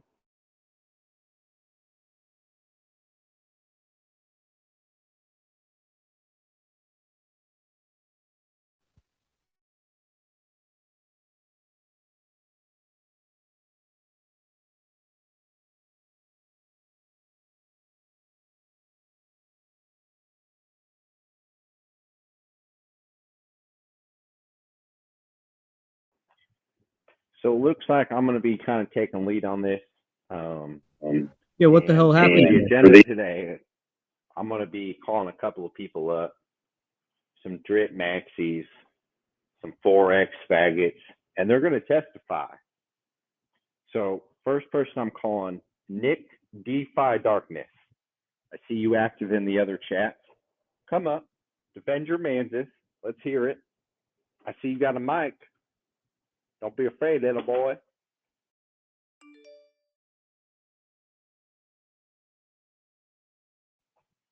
Going once, going twice. Fuck them.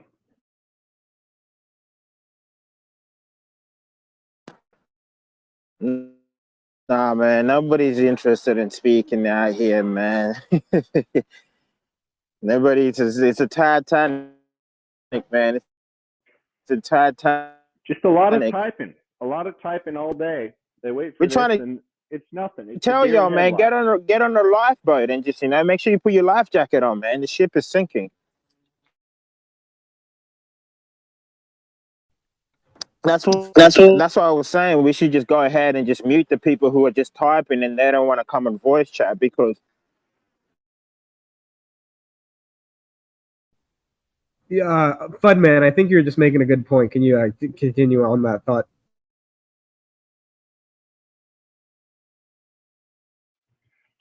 It's obvious who's in here to have an intellectual conversation and who's here to talk about penises. And when you're in chat and, I see Stone Date. Has that guy contributed anything? Going once, going twice. Fuck no. Guy just sits behind some weird gifts and memes, and we're here to get to the bottom of our investments. He ain't. He's here to make friends on Telegram. That's some weird ass shit. Let's hear. I say out with these fucking weirdos. Fuck them. They won't even speak up anonymously online. That's some bitch shit. Fuck them. Stone Dape's about to speak up. He's getting the cream out of the fridge. No, he ain't gonna say shit. This guy been in the DeFi space 4+ years, has just typed his way through it. He a bitch. Honestly. Y'all grew up playing Xbox, right? You talk shit playing Xbox. This guy won't even talk shit. So I say we ban these losers, get on here, and let's talk that talk like men. Y'all want to type? I do like the idea of muting. Create a separate I like the idea of muting much better than banning, because then they can sit there and stew. Mute them then. I don't give a fuck what the nomenclature is. Get rid of that fucking bum. We'll give them a last opportunity to be constructive. All right, you're gonna get 3 warnings.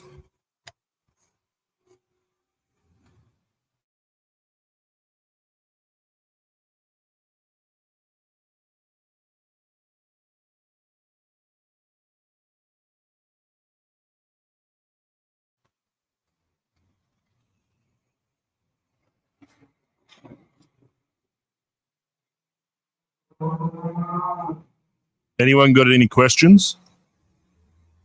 Comments? Stories? Yeah, I do. I got a few chats that I'm managing, and I haven't been accepting or allowing any messages coming from this chat, the accountability chat. And the main reason I have not been allowing those is because it's really been centered on creating fear, and I don't want to create panic throughout the entire community, and for that same reason, I don't plan on covering this on my YouTube channel either. But it is important. It is important to get this information out. So I just trying to figure out how we can do this without creating a lot of fear and causing people, everyone, the small investors, bigger investors, causing everyone to start selling. Massive I have selling there. a question I'm for trying you to, I'm then. trying to avoid that. So is Do there you a way have that we any? can? Do you have any ideas for how? That's what I'm how trying to this? get to. How? That's what I'm trying to get to. So if maybe we can kind of center, like if we do have like some kind of message on Telegram going out, just trying to inform people about what's going on, can we really focus on maybe having like a summary of the issue, but then making the main message all about getting Forex's and BB's attention, right? Because I think that's the main thing that's important here at this present time, is trying to get Forex and BB to come in here and resolve this whole issue. And of course, I if they think that can't resolve it, take it to the next level. responsibility is on the community as a whole. Like it's not actually this group's responsibility. We've put out nothing but invitations to Stunner, Ray, Forex, BB. You know, like anyone that's a part of their community is welcome to join here and have some constructive dialogue. So you not covering this is completely your choice. I don't disrespect you for that in the slightest. And actually, I appreciate you coming on here and saying that. But respectfully, I disagree that that's our responsibility.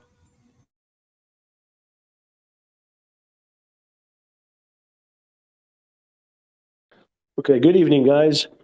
Here is the situation the way I see it. Basically, we have some questions, really, that needs to be answered. So that was thrown out there. So on the other side, there are no two sides here, really. There's no two sides. We're all on the same boat. It's going to sink or it's going to float. So the other side, which really it has to be, because they've taken that side, and they, instead of engaging, they went with "don't look up" kind of message. If you guys seen that movie, so it's not like don't look at what they're talking about. Don't even engage. They just go over the basic elements and disapprove or say these guys are just a bunch of lunatics. In other words, shoot the messenger. If there is something there, then it's being looked at, and people are raising concerns about it. And they say, well, they just fodders, they just this, they're just jealous, and so on. I have no idea who these people are.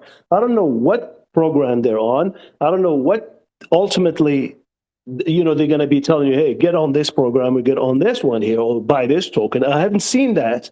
So I don't think that's the issue here.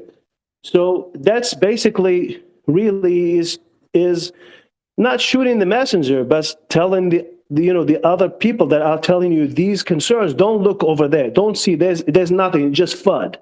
And that is really childish, to be honest. Because ultimately, if there is something that's there, it has to be addressed. If there isn't, then it isn't. But convince us with such logic. It's very simple. It's a blockchain. It's out there. Explain it away. Not just go and start talking in circles and have videos saying, "Oh, just don't look over there." They just a bunch of, and that's what you see. You get guys coming in there. They are, sorry to cut you off, but they are showing their community what they think of their community's intelligence. Like that's glaringly obvious. Yes, and that's the concern. So these people are really just.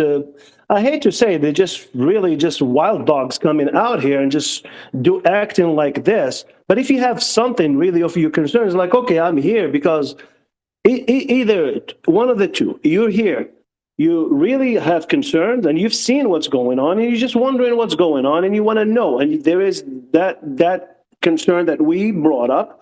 And everybody's kind of like, we're not 100% if it really is going to stick or not. So there's no FUD in here. Just question, clarify it, and we move on. We're all on the same boat, like I said. But if the other personality that shows up here, they're being fed whatever meth or whatever, and they just send them out here to just talk nonsense. So it's not an intelligent conversation with those that are coming in here just being fed that these guys are out there, go destroy him. It's like, it's just like, okay, just these dogs are running here, you want to shoot them instead of having a conversation with. Then that's not what this is about. Hey, Mike, and I agree with you, man. And I think this is a narrative that I kind of caught with Easy.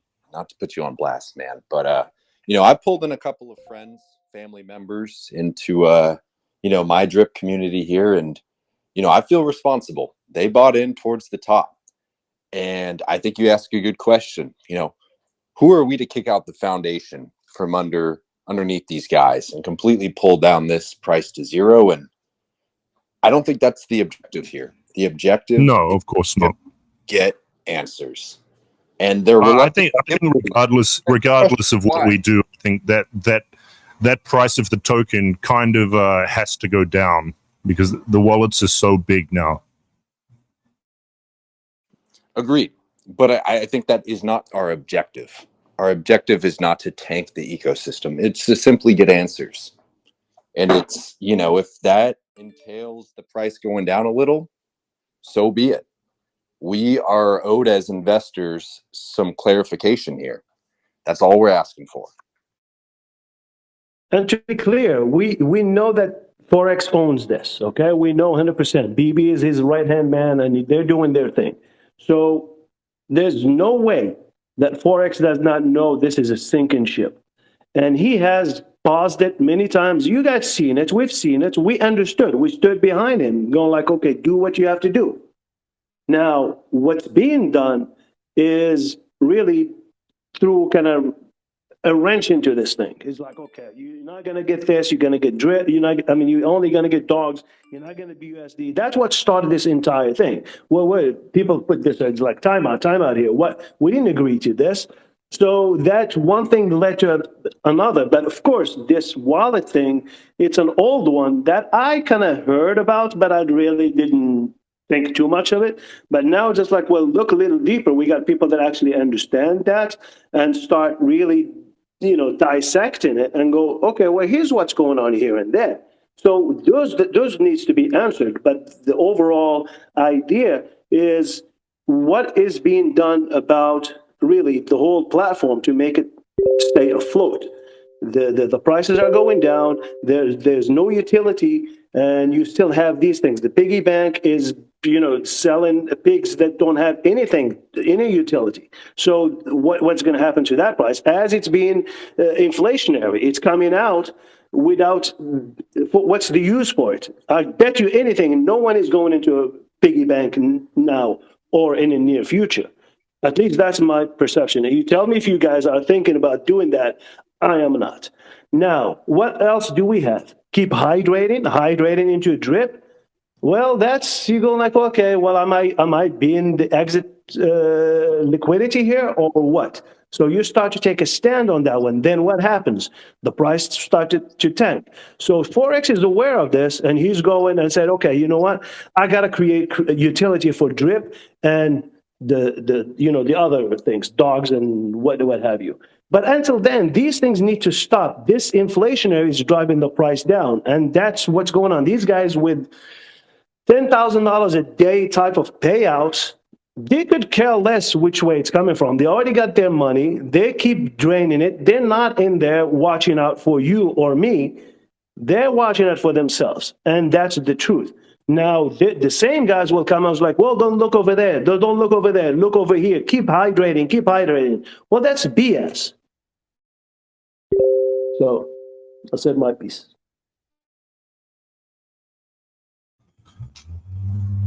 Thanks, man. And I think if Forex did decide to use some of the BUSD that he's been moving out of his ecosystem, I don't even think he has enough money to raise the price of drip enough to make everybody ROI. Like, I don't think that's even possible.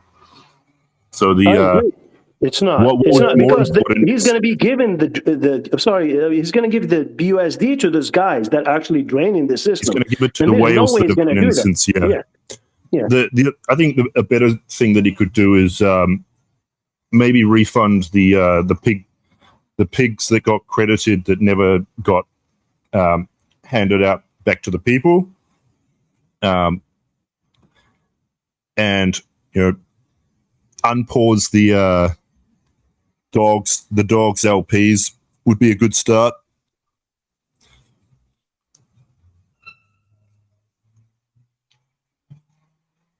But yeah, anyone else want to speak?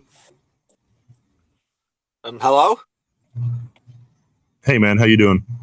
I'm all right. It's Chips. I'm not really good at speaking usually, but I thought I'd just pop in. On about the pigs, on about Forex and the pigs. Do you reckon you could sell those and put them in the pig vault that's in the pig pen, so everyone gets like a fair kind of slice of the pigs that were like apparently minted? Do you think that's a good idea? I'm not really sure about that. Like,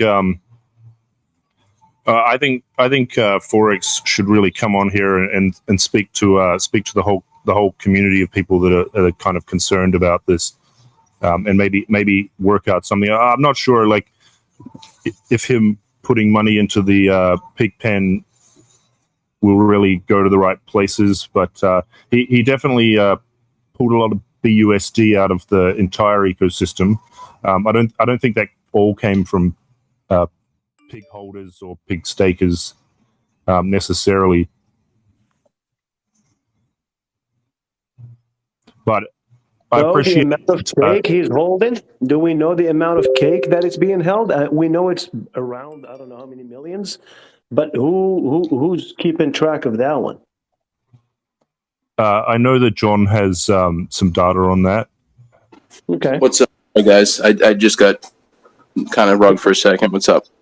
Hey, John. We were asking actually, do we have an address that we can track where the cake is being stored and how much of that do we does the Yeah. Yeah. So about the cake, I and everything else. So I don't want you to get it from me. You can actually get it from the man himself. He posted it yesterday. He said, this is where all the PCS farms are and the rewards and everything else. All $1.8 million of it. True story. So that came from Forex himself. It's in the channel, right? Okay. It's been shared in here. I could pull the address if you want, but the entire valuation of the wallet on all chains is $1.8 million. Oh, that's the one we talked about yesterday. Okay, I got you. So correct. So that's zero something. Yeah.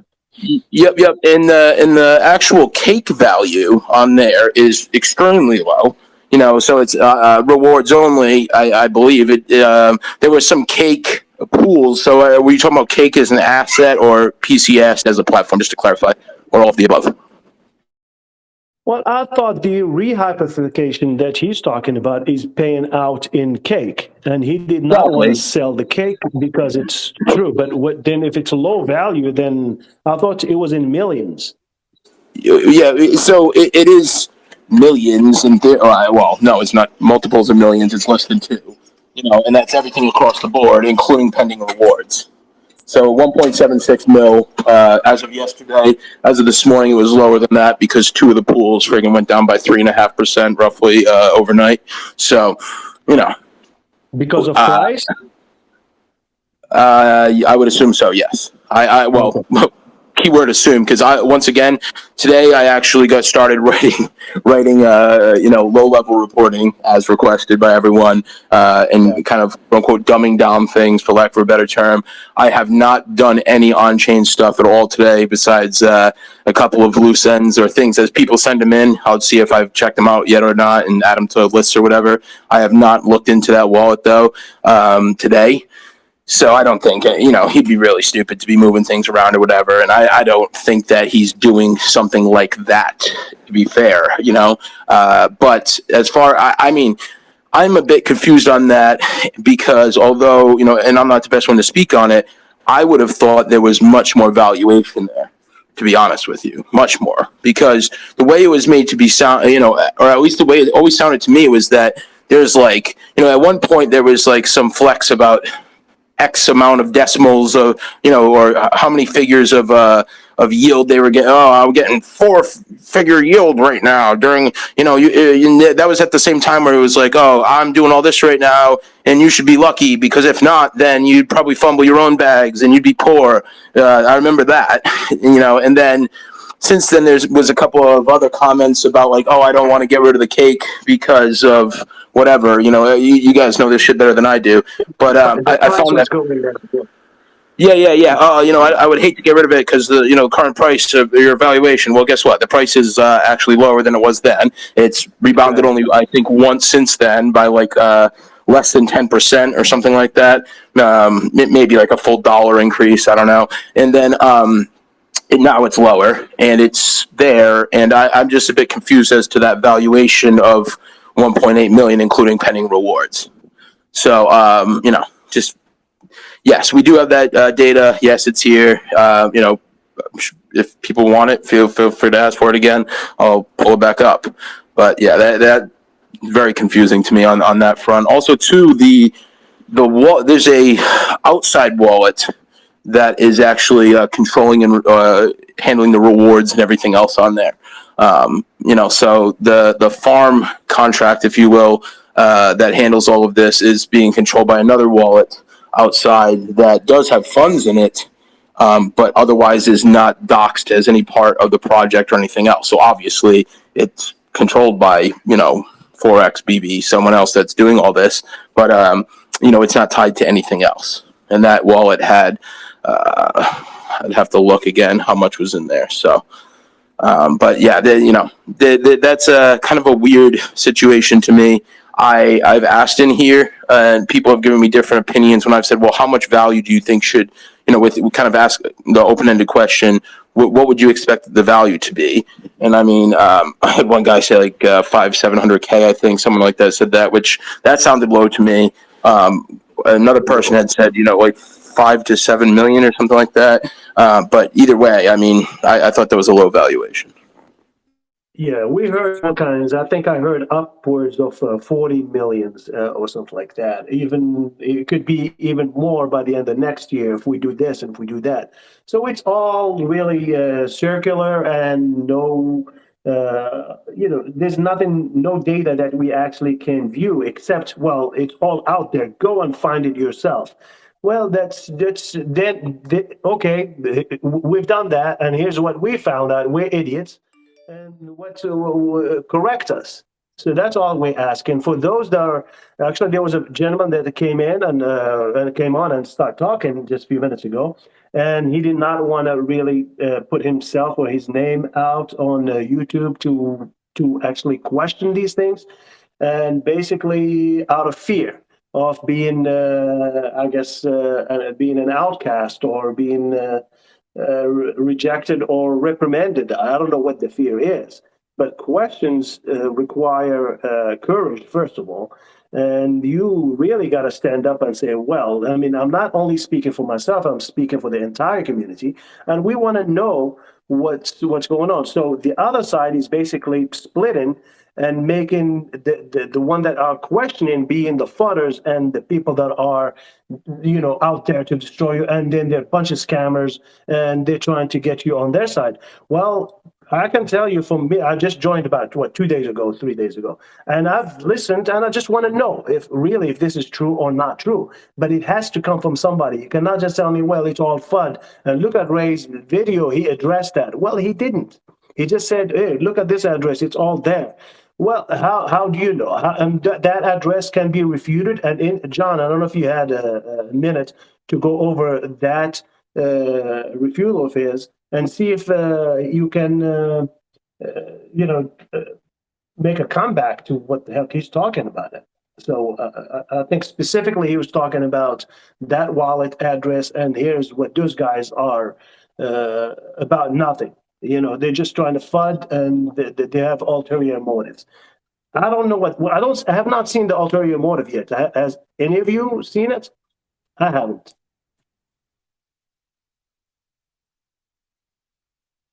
Is there a way to find out how much got withdrew? Because you can do an emergency withdrawal, can't you? So some funds would have been took out as well.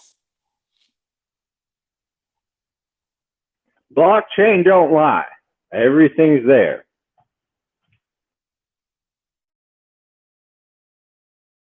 Yeah, I think John went over some wallets, the ones that we know kind of belong to Forest or BB, and there were some activity there as far as pigs being sold, and there's a lot of things between the wallets, and there is another wallet that's believed to belong to one of the guys, on the inner circle, and it's being used for obfuscation.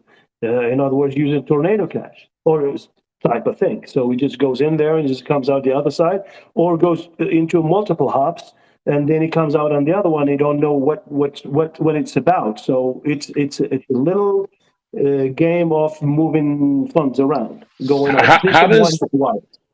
How does Tornado Cash work again, Mike? How does that work?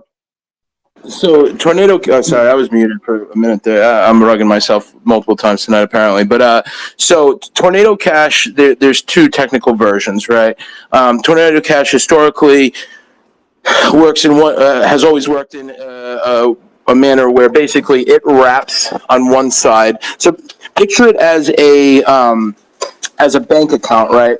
Where you go and you deposit. Let's play with mainnet here because that's what I'm most familiar with. So you deposit Ethereum, right? You deposit 2,000 Ethereum on that side, right? That you just, for whatever reason. Now, there is legitimate uses for this, keep in mind. So not everything that goes through Tornado Cash is bad, right? I mean, there is legitimate uses. It's meant for obfuscation, though. That's literally the whole point. Now, that needs to be considered as well. But as far as how Tornado Cash works, if you were going to want to break the chain, if you will, of 2,000 ETH, you would deposit it from wallet A. Upon depositing, you receive a KEKEK 256 hash. So same type of thing that you get with, same type of format of a transaction or an address or anything else. Version 2 is a little bit different. At one point, actually, it even had phrases. But you basically receive what's called a secret code, if you will, right? That secret code allows you to withdraw on another wallet. And also, you can even seed that wallet with gas as well if you're doing something besides ETH. So if you did it with USDC, for instance, there's methodologies that will give you enough ETH to move it out, as well as deposit the USDC to a new wallet. So you could come with a completely new wallet and come into the equation and now put in that same secret code, if you will, or password, or whatever you want to call it, and then it is going to remove on that other side directly to you. So you basically are prepaying for a gas quotient as well, to move it out, as well as in some cases a actual gas, so that if it's not ETH based or not the network token, so BNB on BSC, ETH on mainnet, etc., that it will give you some of that as well. So it's just an obfuscation tool in order to break that chain. Like I said, there is legitimate uses and everything, but Wallet 4 has been engaged with this quite a few times. I don't want to even give a number because so far I've found like 32 not attempts, but uses of it, with all varying amounts. Nothing like massive, but collectively a good amount. I don't want to shoot out numbers because I still have to go. That wallet is being poured through. Wallet 4, in my opinion, has a lot to say. I just don't want to come to conclusions too early on that. But all of those wallets, once again, are all connected either via time or function. So they're either multi-calls where they have all been tied together at the same time. So like wallet 1 and 3, for instance, wallet 3 and 5 were tied together. Wallet 5 and 4 were tied together. Wallet 2 and 4 were tied together. Wallet 2 and 5 were tied together. So once again, by doing all these hops, we can see that they're tied together. Wallet 2, 4, 5. I'm sorry. Wallet 2, 4, and 5 have all moved funds between each other in one way or another at various times. Nothing large really, and nothing too earth-shattering at all. But they have interacted. So the thing that's interesting is that 2 wallets, as Forex said, are his. One he says must be, or he believes to be BB's. I would assume that he would know for sure. I think he's just saying it that to, you know, not blow up BB's spot or whatever. I don't know. As not in a bad way. I'm just saying he doesn't want to dox his wallet. Perhaps I'm giving the benefit of the doubt there. But then, as far as the others, there's other ones that have not been identified. So the two that Forex has identified as his, there's more than one left that has interacted with those two. So obviously, once again, Forex would know at least who one of those other people are. Because, I mean, you know, I guess, or let me put it this way. There's a extremely highly likely chance that it didn't just interact with the other wallet by chance on the blockchain. I guess things are always possible, but, you know, it's kind of like saying that, you know, someone in this room, if we were to all share wallets, you know, I find out that out of the little bit of traffic I performed on BSC since its acceptance, you know, someone else in here, we've exchanged currencies at some point. You know, I would find that pretty hard to believe. Haven't really done too much like that. So, you know, but there, once again, there could be reasons, who knows, but it does tie them all together via, once again, functions, timing. The ones that are botted or scripted, you know, all perform operations at the same time. The ones that are tied together via those multi-calls, meaning that, you know, one function is called via a single wallet and the output occurs on multiple wallets on the other end. So once again, it ties those together via that function because, you know, this isn't how things, you know, unless there's like an airdrop or something else or a function to pay out multiple wallets or something else at a contract level, there's really no foreseeable reason why just a few wallets that also happen to be those large holder wallets would be called, right? If that makes sense. And like I said, like 20 seconds there I lost out on before you get done there. So I want to make sure I answered that.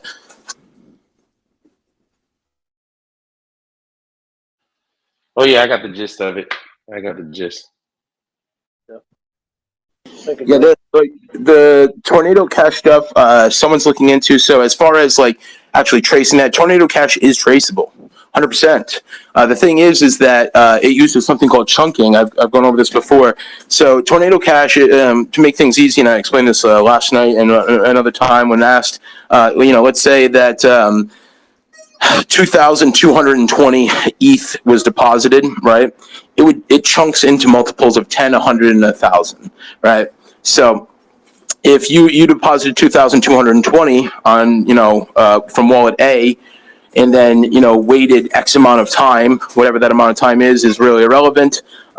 You can actually track it in some cases or, you know, make selective ideas of, you know, or narrow it down at least by seeing, on the other hand, okay, did a single wallet also take out 2 1,000s, 2 100s, and 2 10s, you know, because also in the middle, it's mixing them. So it's not just, I did miss out, or kind of leave out one step where, you know, besides giving you that passcode, if you will, also in the middle, what it's doing is taking and putting all the ETH or all the tokens in one place. And then upon removal, it's removing them in over a period of time. So like, you don't just go there and, you know, say, okay, yeah, I want my money right now. And then, you know, your 2,220 just appears in your wallet like it would, you know, from anywhere else. It's over a period of time. You can actually, depending on which version you're using, you can actually kind of change some of these things. So, you know, there is some settings that you can play with and everything, but just primarily an obfuscation tool and a tool that is used for sometimes taking and breaking the chain for legitimate uses such as marketing, stuff like that. I have never seen a project that's used you know, it for these amounts or these like varying amounts over a, you know, a longer period of time though, you know, because if you were paying someone for marketing or something else like that, you know, it doesn't happen over, you know, a 6-month period, you know, with 40 something transactions, right? And I mean, once again, with the whole Tornado Cash thing, I'm making no observation there besides that this was hard coded. Generally speaking, that's kind of one of these things where, you know, from a optics point of view, is just no bueno. There's not much else to glean from it at this time, or at least that I'll say publicly.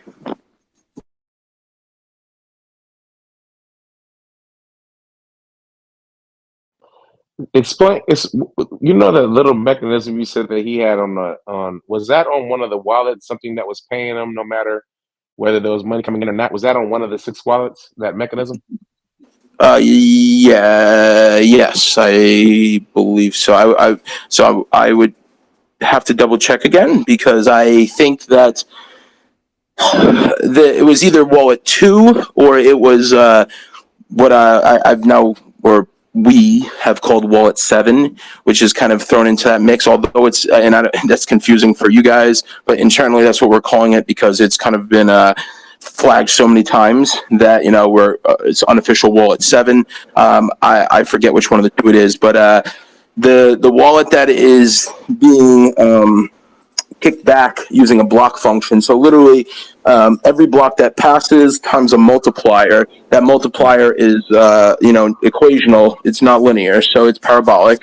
Meaning it obviously moves up and down. Which is why, if you look at some of those wallets, there's a couple of parabolic functions that actually are taking place on some of those wallets. But this is why there's 10,000 transactions on one of them, and you're seeing literally the exact same amount coming in every hour or every X amount of time, same frequency, like 128.6, I think it was one that was very, very frequent.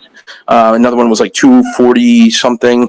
And yeah, what's literally happening there is and this is one of those questions that I would ask, and if I was a holder and want answered, is that okay? Assuming that these pigs that were put in there or whatever that in those wallets that were said were invested in. Once again, they weren't invested because they were minted for free. There was no input, right? But okay, so with the argument that he deserves something for his project. This is his payment or whatever. Well, then what is the function that's paying out per block, right? Because that's now a secondary. And then on top of that, there's the tertiary, which is the actual tax itself that's actually advertised. So there's, quite a few different mechanisms there.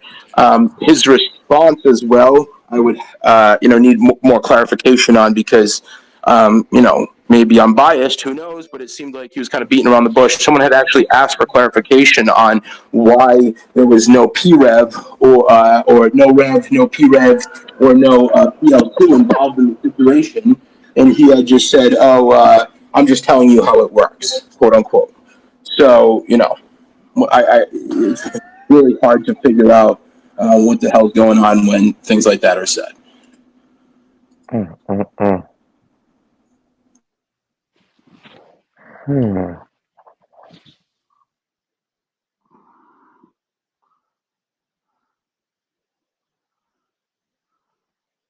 There wasn't any wallets that were Just real quick, people in this group, be very careful for any links that are sent to you.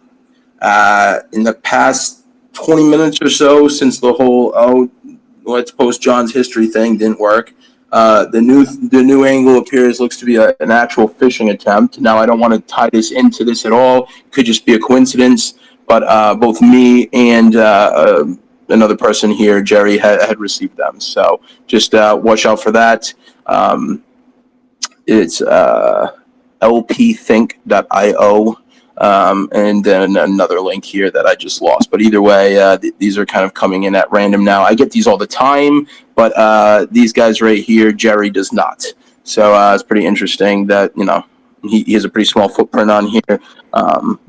Who knows? It could have just been scraped, though. So just be careful, though. I'm not saying that that's coming from, anyone involved in this at all. I'm just saying that somebody's playing around. So just please be careful. Continue.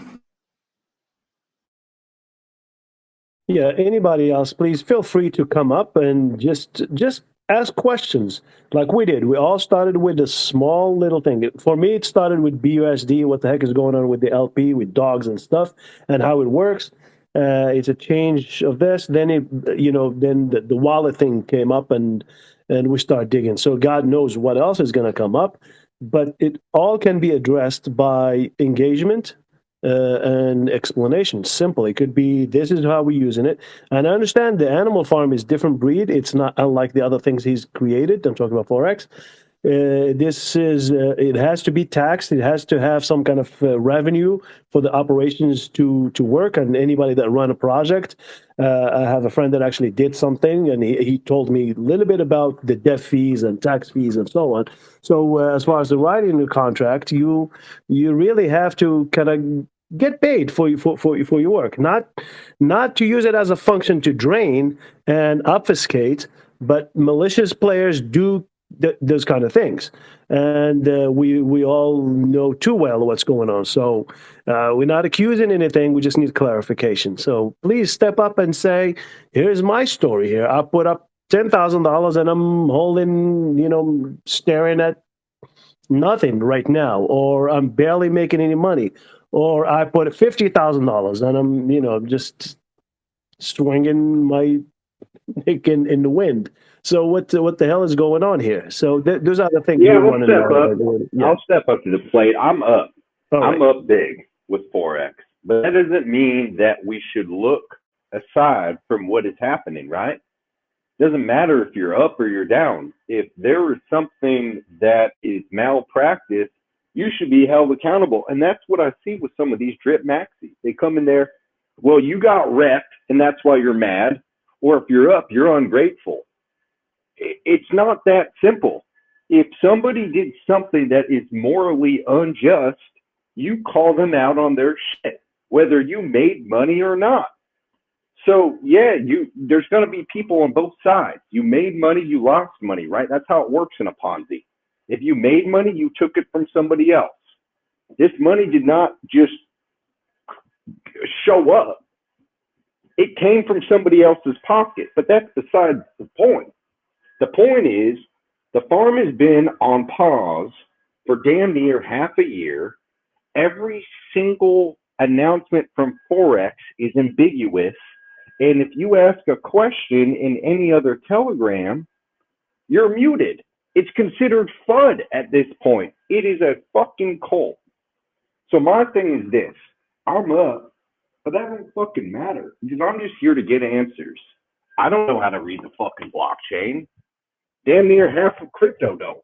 But I'm here to just understand and have an open discussion because it's sad to say at this point, you can't have that in the normal telegrams because it is a Marxist, communist, bullshit community that they've built around people like Tanashi, whatever the fuck his name is, Ray. And why do you think they're telling you to keep compounding? Because they're fucking taking money the whole time. That's why. That the exit liquidity thing we're talking about, right? Exactly. Do you think Ray Bartertown's ever going to come out and say, you know what, everybody? It's time to pack up your bags. Let's start taking our money. The day that happens is the day he's drained all his wallets, right? The only thing you hear from Ray is it's printing. It's printing. Yeah. Fucker. He tells you it's printing. It's print. In other words, he's taking out. Read between the lines. Then he comes on and is like, well, look, I'm Big Daddy. I'm dishing out all these airdrops. But okay, and everybody's happy. They're licking his balls. And you really don't fall for that shit. I'm personally taking about near $500 a day from Drip. So it's not about that, and I agree with you 100%. It's not about that. It's not about I should be quiet and then no. If there's something wrong, explain it away. That's all. I'm not looking for trouble. I'm not looking for anything. I'm not really trying to destroy the system, but there are legitimate concerns. Please address them. That's all. So thank you for really sharing your view as well. Of course. Well said, guys. Well said. Yeah, go ahead and speak up.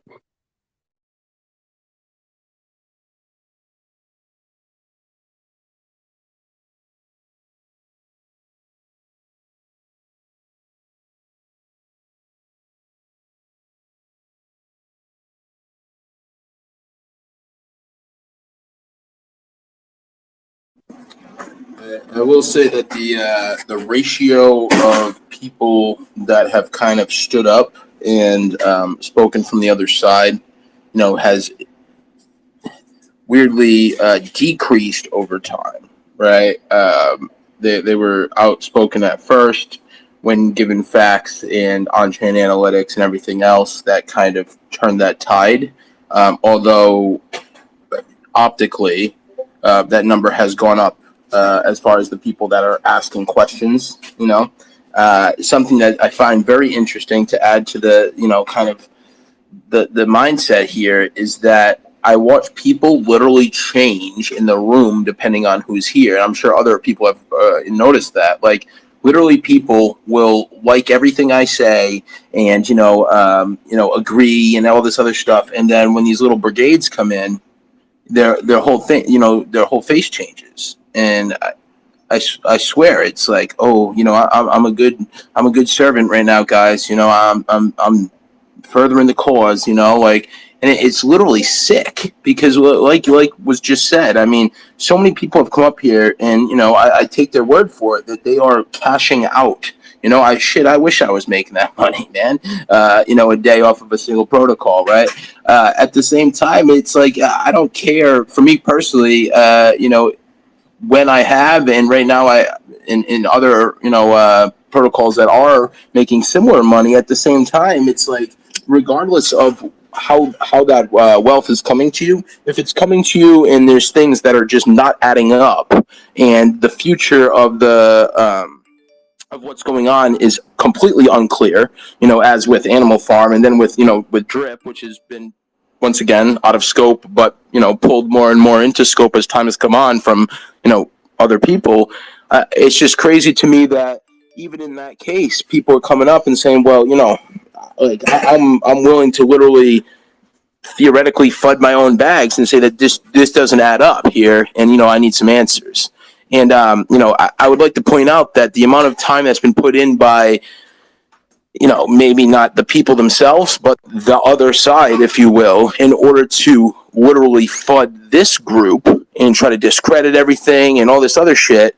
And then when Forex, for instance, comes into the DGen protocol this morning or yesterday, anytime he's made responses of things brought up here, it's like a 5-minute period tops if you're lucky, and there's no direct answers. People oh, this has been addressed. Okay, well how is it addressed, right? This dude said this, and it's like, wait, what, dude? Like, how about back that up with something? I think that he's so used to kind of skirting around things without receipts that people just take his word for it, and that's worked for him historically. And I mean, great, but that time has changed. You need to show your hand, make yourself vulnerable for once in your life, and realize, hey, you need to actually give the people the mindset of clarity, and that what you're doing, or else otherwise the questions are going to keep coming.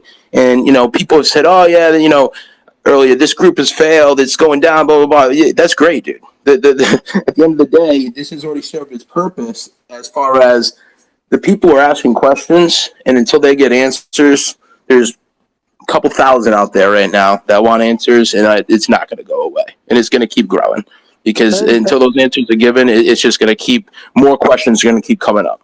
Sorry to cut you off.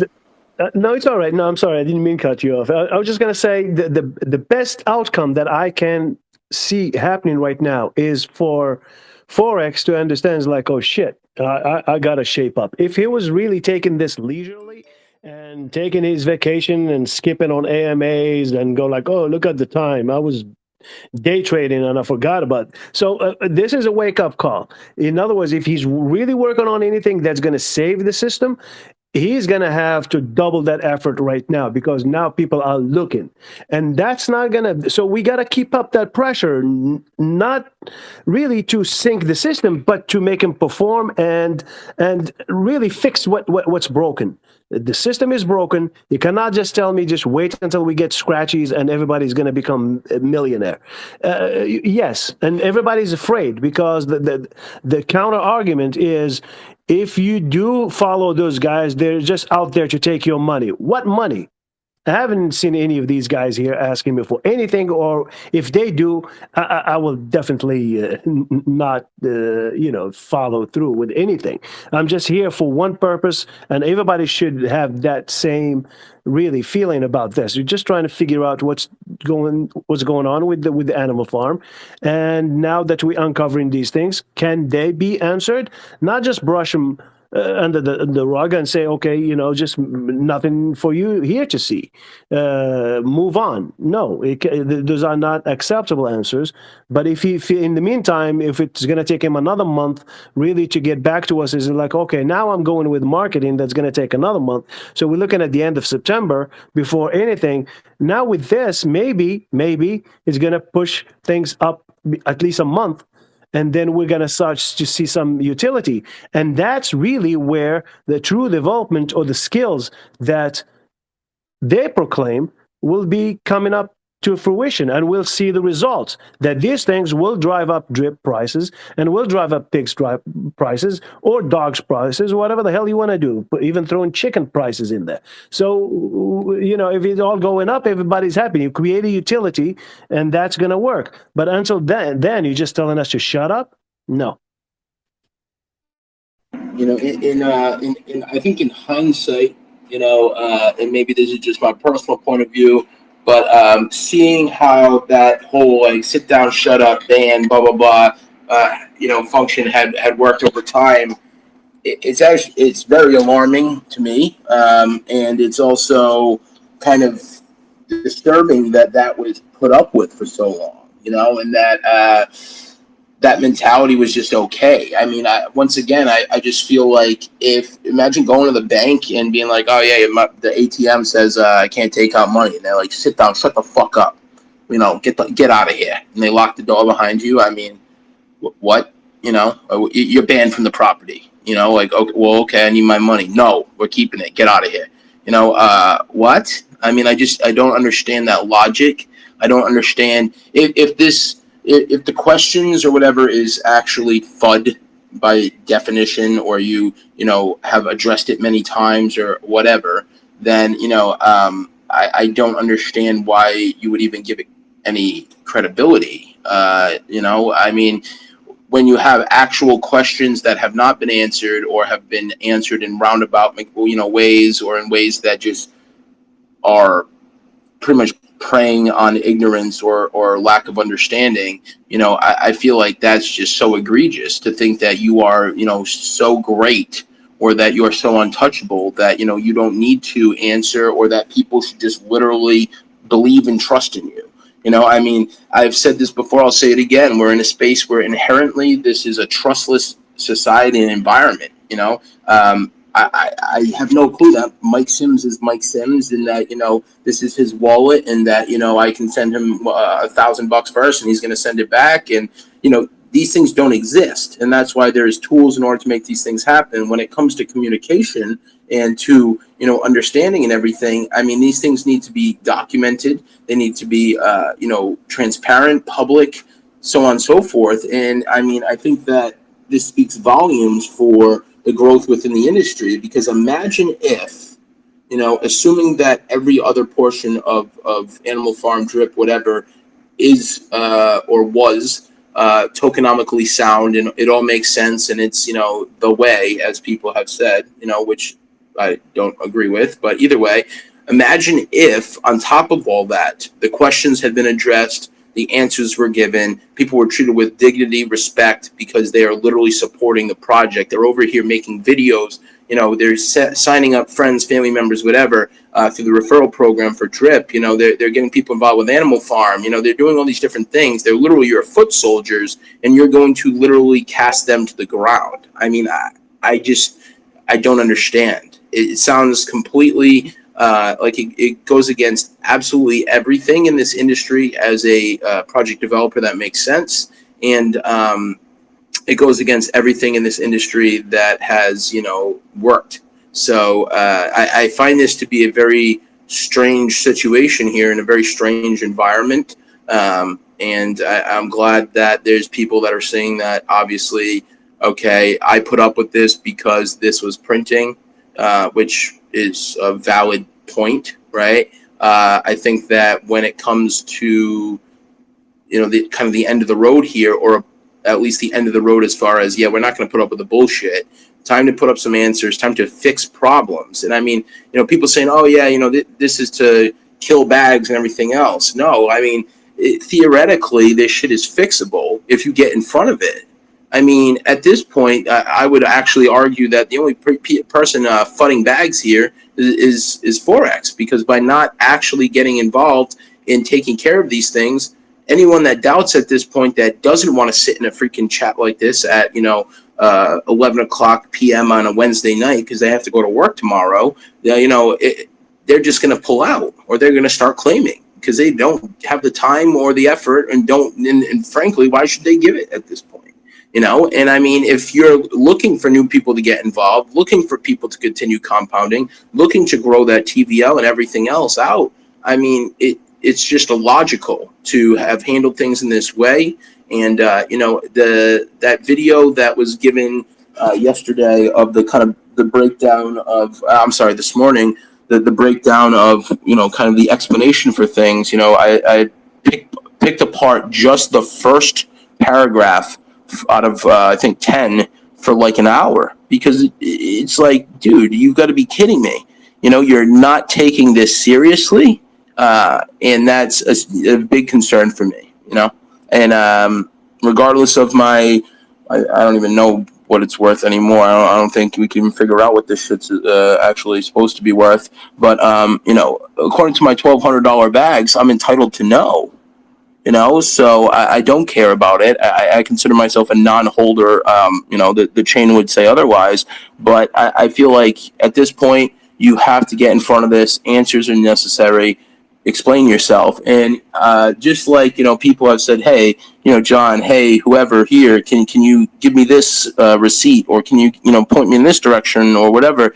And like the onus has been put on this side of the conversation, that guy is literally a full-time constituent of yours.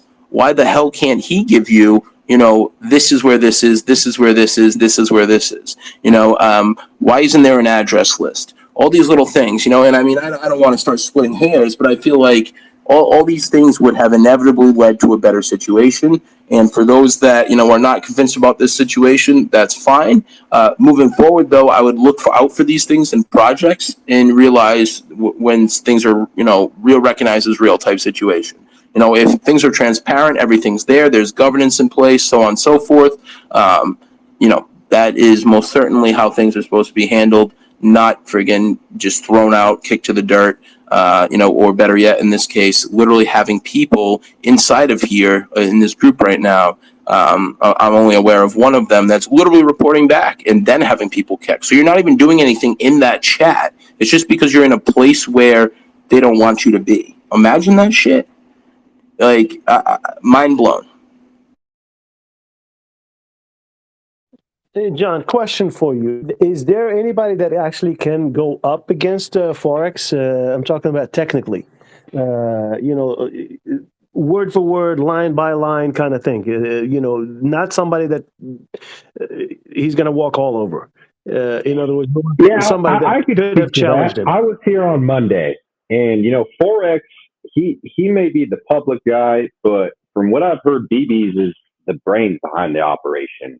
And when John and him went toe to toe, he got schooled. And what he did is he called out John for having a Southern accent and therefore not knowing what the fuck he's talking about. I have a Southern accent. John does not have a Southern accent. All right. And plus, I live in the South. I know what a Southern accents look like. Yeah.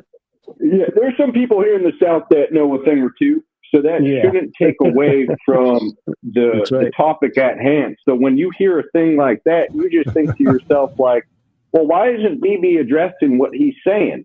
Why is he attacking his character or his accent? And let me tell you, BB ain't American.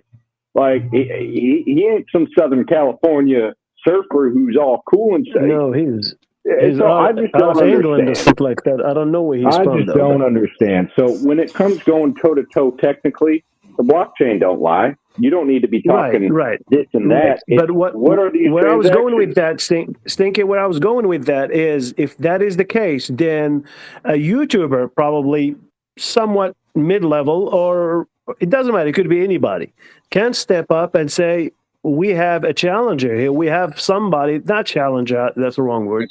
We have day one, man.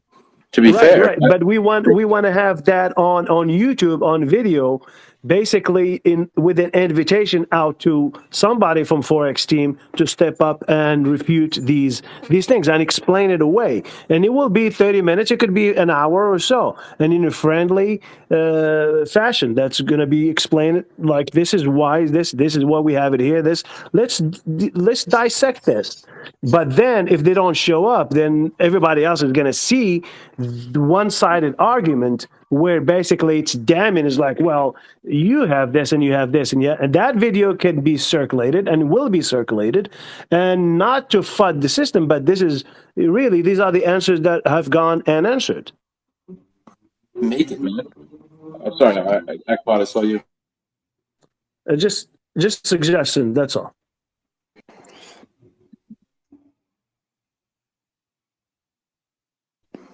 Yeah, I also thought that BB sounded Eastern European, but I mean, I have no idea. I've been on his GitHub. He's based out of Dubai, according to his GitHub at least. Who knows if that's legitimate? But I'll say this much: it doesn't matter where you're based out of. That shouldn't ever come up in the argument. Everybody in Dubai is from somewhere. You only have like probably 2% that are natives. The rest is from somewhere. Dubai, I mean, it's beautiful over there. I'd be there too. I visited 2 times, and it's gorgeous. But I don't want to nominate myself for anything. It's so the offer is always on the table. I will always go toe to toe with any of those guys any day. More than happy. Anyone else that nominates themselves, that if you feel like you can do it, I'm there to back you and give you what you need. We just need a YouTuber, to be honest. We need we've already got him in here. I can point out a couple. I mean, Crypto can do it right now. I mean, quite a few can right now. I mean, and in fact, let's see. But they gotta step up and say, okay, we're gonna really put up this challenge. Just somebody who isn't in his pocket. Every AMA he's done is somebody that gave him a script of questions they were going to ask, and he teed them up. Exactly, and that's why. To have an open conversation. And I feel like that's why, and for what it's worth, I give, like I said, I'm giving BB the credit. He's a developer. Most developers, full stack, are not going to be the public person. I came from a little bit of a different background, as previously shown. My life has been all over the place, so there's younger on in life, I worked at a rental place and kind of, had the gift of the gab, thankfully, and that, then went into the IT space and everything else over time, and I've been in crypto for quite a while. So for myself, I don't mind talking, being, an adult, being respectable, coming correct and everything else. I will say this, I was kind of disappointed with the whole BB thing about, I don't think you know what you're talking about. And then when that was kind of posed the opposite way, it was like he was offended, like, well, what do you mean, dude? Like, if you can't understand some of these basic principles, then, so I don't know what to tell you. But, I like I said, that's water under the bridge at this point. I will reach out to a couple of the YouTubers that, not really, I don't want to say I've been working with them, because that's an exaggeration. There's only one I've been working with. But, as far as the others, I'll reach out to them and request that, because, for what it's worth, though, we've posed it every other way. I mean, I'm in his inbox. He read it multiple times, as well as, other people. It's been posted in his chat. It's been posted in DGen protocol, and we've already been promised other times. He was supposed to be here 1 o'clock the other day. And then I believe it was the next day he was supposed to, no, there was no promise for the next day, but there was word on the street that he was going to come. And the only time he's ever come here was by surprise, was here for 6 seconds before, came in, started screaming. Everyone knows the deal, right? And dropped no facts besides insults. And, I get it. I don't like the way it was handled all around. I was not awake at that time. Wish I was. I would have done my absolute best to keep him around and get him to answer some questions, because literally it's early on in here, I think that it took me a little bit to read the room because, like I said, it is extremely different with this community than throughout any other. I do a lot of advisory and everything else, and I deal with a lot of different communities, and I feel like this one is pretty unique to say the least. So I was a little bit more fervorous, if you will. But I mean, at this point, there's zero things you can say from the other side that are going to rile me up or anything else. Most of the people that talk on here are the same thing. I mean, we've had I think 1 or 2 people have been removed from voice chat ever. So and I feel like with that being said, the offer's been there the whole time. And my one refutation of what you said, although I agree with absolutely everything, my counter to that, Mike, would just be, why do we need to go search this dude out or go put it on YouTube? I mean, why isn't he getting in front of it? Because, as an adult developer, businessman, multimillionaire, developer extraordinaire, he should have no problem coming in here, coming correct, telling me what's up. You can even call me stupid in the process, call me every word in the book. This guy's an idiot. Here's the receipts. Everything he said is false. This is why. I'll give him the floor. He will not get muted or anything else. That is my word. I'll do whatever it takes to make that happen. And I mean, I'd be willing to go to his side of the, to another controlled environment as well. But then, I mean, that gets interesting because, we have to make sure it's recorded and everything else for all you guys that are literally banned, including myself. So, I mean, I guess you'd have to unban me to go to wherever this other platform is. But, more than happy, and I don't want to say, oh, yeah, I'm the guy. I mean, that's up to you guys to decide or whatever. But, I think that... John, yeah. Here's what happened. They came out on the other side basically saying there's nothing there. And the video came out and saying that here are their mistakes, and this is clear. It's all out there. It's all on the blockchain. Those guys don't know what they're talking about. So there's nothing for him to prove because that's already been proven. And the video that they did was the ultimate proof. So anybody that does not understand, again, let's go back to that. Most people do not understand how to read the blockchain and what's going on, what transpired, how to read wallets, their movement of funds and what they're used for, the functionality of each call that's being, or method call that's being made, what its purpose, and to go deeper into the little things like that and figure out the obfuscation deal. So those were not addressed, except the top level. Oh, the 6 wallets. Okay, these guys don't know what they're talking about. He already said it 2 wallets belong to him. Therefore, there's nothing there. Don't look over there. Ignore them. They're just fodders. This. Remember the movie I mentioned earlier, Don't Look Up. That exactly addresses this. When you don't want to confront something like that, it's coming, asteroid is fucking about to hit you and destroy the planet. But he says, well, instead of dealing with it, just don't look up. Fucking it does not exist. So so it's kind of, that's where we are. Yeah, that's a really good point. And I think,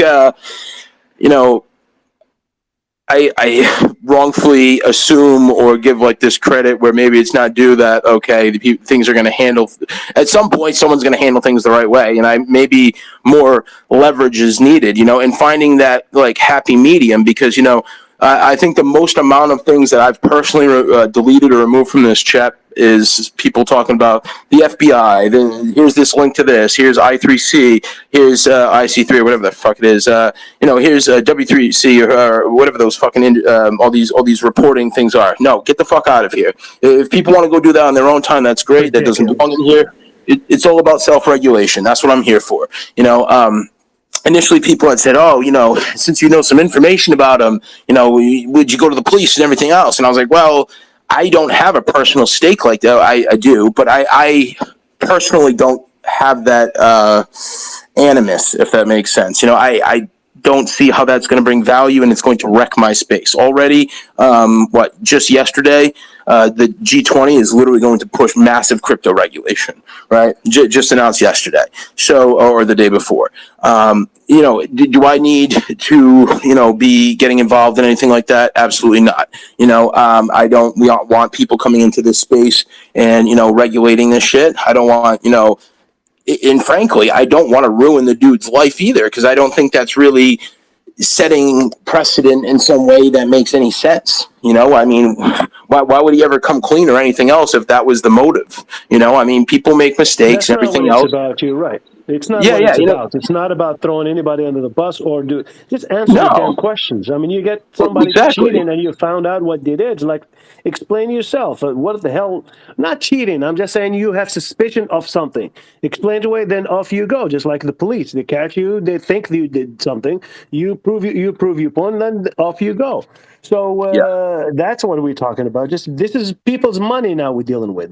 This is, we're not going for, like you said, regulations or calling, whatever they call the FTC or whatever, the Federal Trade Commission or anybody to investigate this. This is decentralized anyways, and plus they're not doxed, and then they're nowhere to be found. But except that we believe they have some level of integrity. But that's what we're questioning. If there is that level of integrity, step up and address this. This is the right way to deal with this. If you are going to be the head of a multi-million-dollar operation that's operating really in DeFi, in decentralized finance, with no oversight, no regulations, no FDIC, none of that. So we're talking about, just you doing it because you built a reputation. So your reputation is everything. Now, when that's being challenged, you got to step up and say, "Hey, here is the deal, and I understand where you got this wrong, and here's what we have. This is the reality." And then, if it makes sense, it makes sense. If it doesn't, it doesn't. So that's all.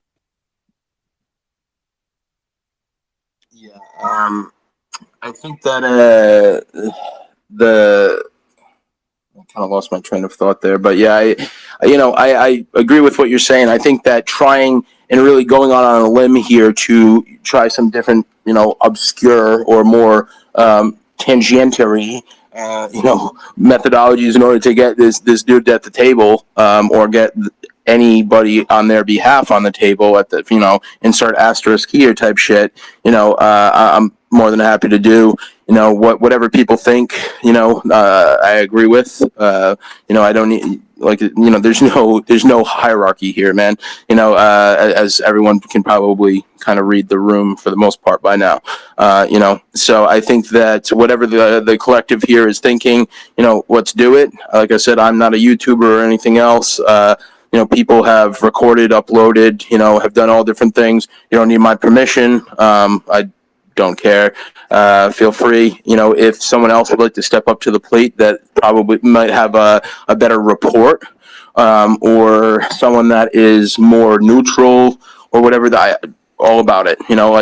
There's zero clout chase here. So for myself, that's not a thing. For anyone else that, is able to understand the situation, we can even script the questions, as a group, whatever it is. I think that no matter how you split it, down to do whatever in order to take care of this. And I think that, as mentioned, there's still, in my opinion, some room in order to, and I'm going to put this in like air quotes in IRL right now, fix this, and, that interpret that as you may, but, I think one of the big problems here, and, I'll take the gentleman's word for it. I forget who it was, but the other day we had someone that said that they were like a psychologist or something like that in here that had said, this is never going to happen because look at the way he carries himself, look at the complex there, and unfortunately I feel like that's the case. And I feel like, to be fair, I don't think he'll ever step up with any YouTube videos or anything else. I hope I'm wrong. Because it's not about being right about any of this shit. It's literally about, please explain this shit. We can all go back to friggin' theoretical work at that point, and if there is problems and you own up to them and everything else, I think that's also part of the complex, though. He doesn't want to own up to this stuff or even say that, hey, I might have been wrong, you know? Any of that would be very helpful at this point. I know, I know I've been wrong. You know, I mean, I've been wrong in real life, on chain, off chain, you know, you name it. I think we've all made mistakes, clearly. So I just feel like, you know, going with this narrative that I'm perfect, everything's perfect, you know, blah, blah, blah, is just completely dumbfounding to me. And, you know, moving forward, we really need to set a, you know, the tone for what projects in this space need to be held to. You know, it's very stressful as a developer. It's very stressful running a project, let alone a successful one like this. I can only imagine. I have not been in those shoes before as far as, you know, this type of volume or anything else. Although, you know, I will say I've definitely been in more technical situations, currently in one. I think that, you know, and that's neither here nor there, but I can only imagine the stress and everything else that's involved, right? The point, though, is that when you get involved with this, you sign up for it.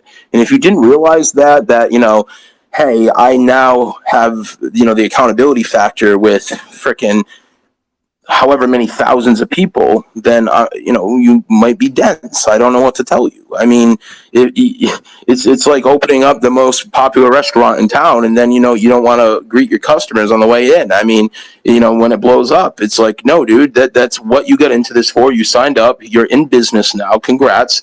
Just because you're not doxxed or anything else does not mean that you don't need to come correct and answer. You know, if you can't possibly kind of own up or give credence to any of this, and, you know, you don't need to agree or disagree or anything else. You just need to say, hey, well, this is what my answers are to that. And it can't just be words, man. It just can't be speculation. And, you know, that goes for myself as well. You know, I mean, there was things initially when I came out that were like, well, you know, I feel like this, I feel like that. Well, yeah, let's scrub that. And let's kind of go with what we see, we know to be true, right? What is this? Explain it and show why, how, what, when, where, etc. You know, otherwise you're never going to clear it up. It's just, I feel like this precedent that's been set specifically here, but, you know, this is a problem throughout crypto of the knowledge gap in this like sorority complex type thing. You know, over at Governor DAO, we have this ambassador program, right? And these are made up of regular individuals from the project, right? And something that's very strange was that for the longest time, I was like a conduit for the rest of the team, kind of like a project manager for these guys. And I was like, dude, these guys never want to talk to me or anything, right? And I started calling them, you know, like once a week and stuff, just to kind of get the line open, if you will. And like slowly but surely, one by one, they kind of mentioned like, well, I don't want to take up your time. Like, you're doing all this stuff, and like, you know, you're this smart and all this other shit. And it's like, well, hold up, like, we're all just humans, man. Like, you know, you guys are doing your respective things. Like one of the guys that literally said that is the dude that goes out and talks to politicians about implementing the voting tech, you know, in real life. Like, I can't do that shit. I mean, I have no political connections, so like I look up to him, and the other, you know, aspect, he's looking up to me. But when you have it and it only goes one way, and people think that these people are gods, you know, some of the words that have been thrown around about this, you know, the development capacity of some of these individuals, I'm like, okay, right. You know, just because number go up does not mean development capacity is great. You know, I find someone in the room that literally claims to know nothing. I will walk them through whatever their favorite project is that is currently, quote unquote, printing at the moment. I will walk them through how to deploy that and fork it in like an hour, probably. You know, this isn't like rocket science. And the thing is that just because you've done that, you know, with or without support, does not mean that, you know, in the future that gap of knowledge or of, you know, sorority complex, whatever it is, needs to be carried out to this ultimate level where now there's no communication. You know, one side feels like they can't ask, or in some cases they literally can't, or they'll get barred, banned, kicked to the ground, you know, whatever.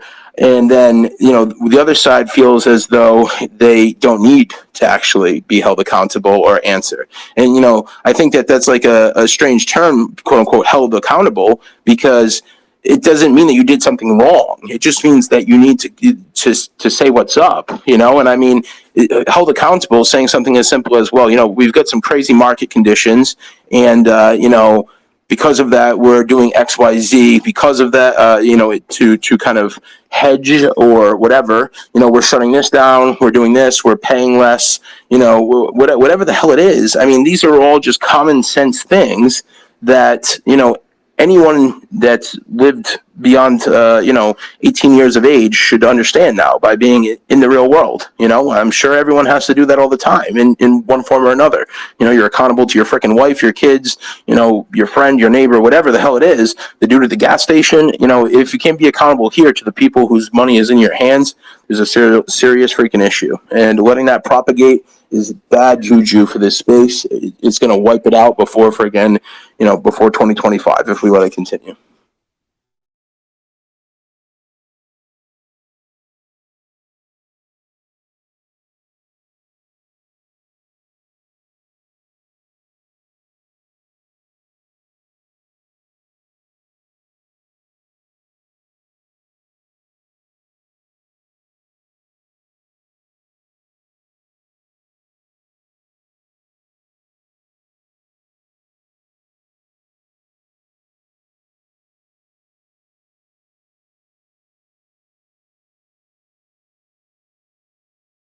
Anybody else? Please step up.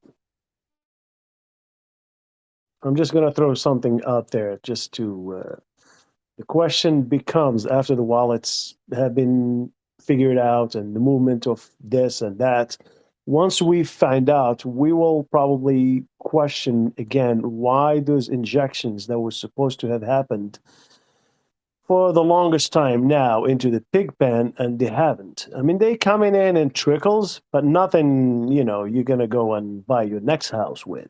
So, and the piggy bank was supposed to be doing all kinds of things. It's not doing that much. Remember, I don't know if you guys remember, when it was told that you can time lock this thing basically and plan around your vacation time. If I were to tell you something like that, what would you do? What would you assume it is? Would you assume that you will have that money kind of saved up like 6 months down the road where you can take up that vacation, right? That's what was implied. You can plan your vacation around this so you can have your vacation when it ends.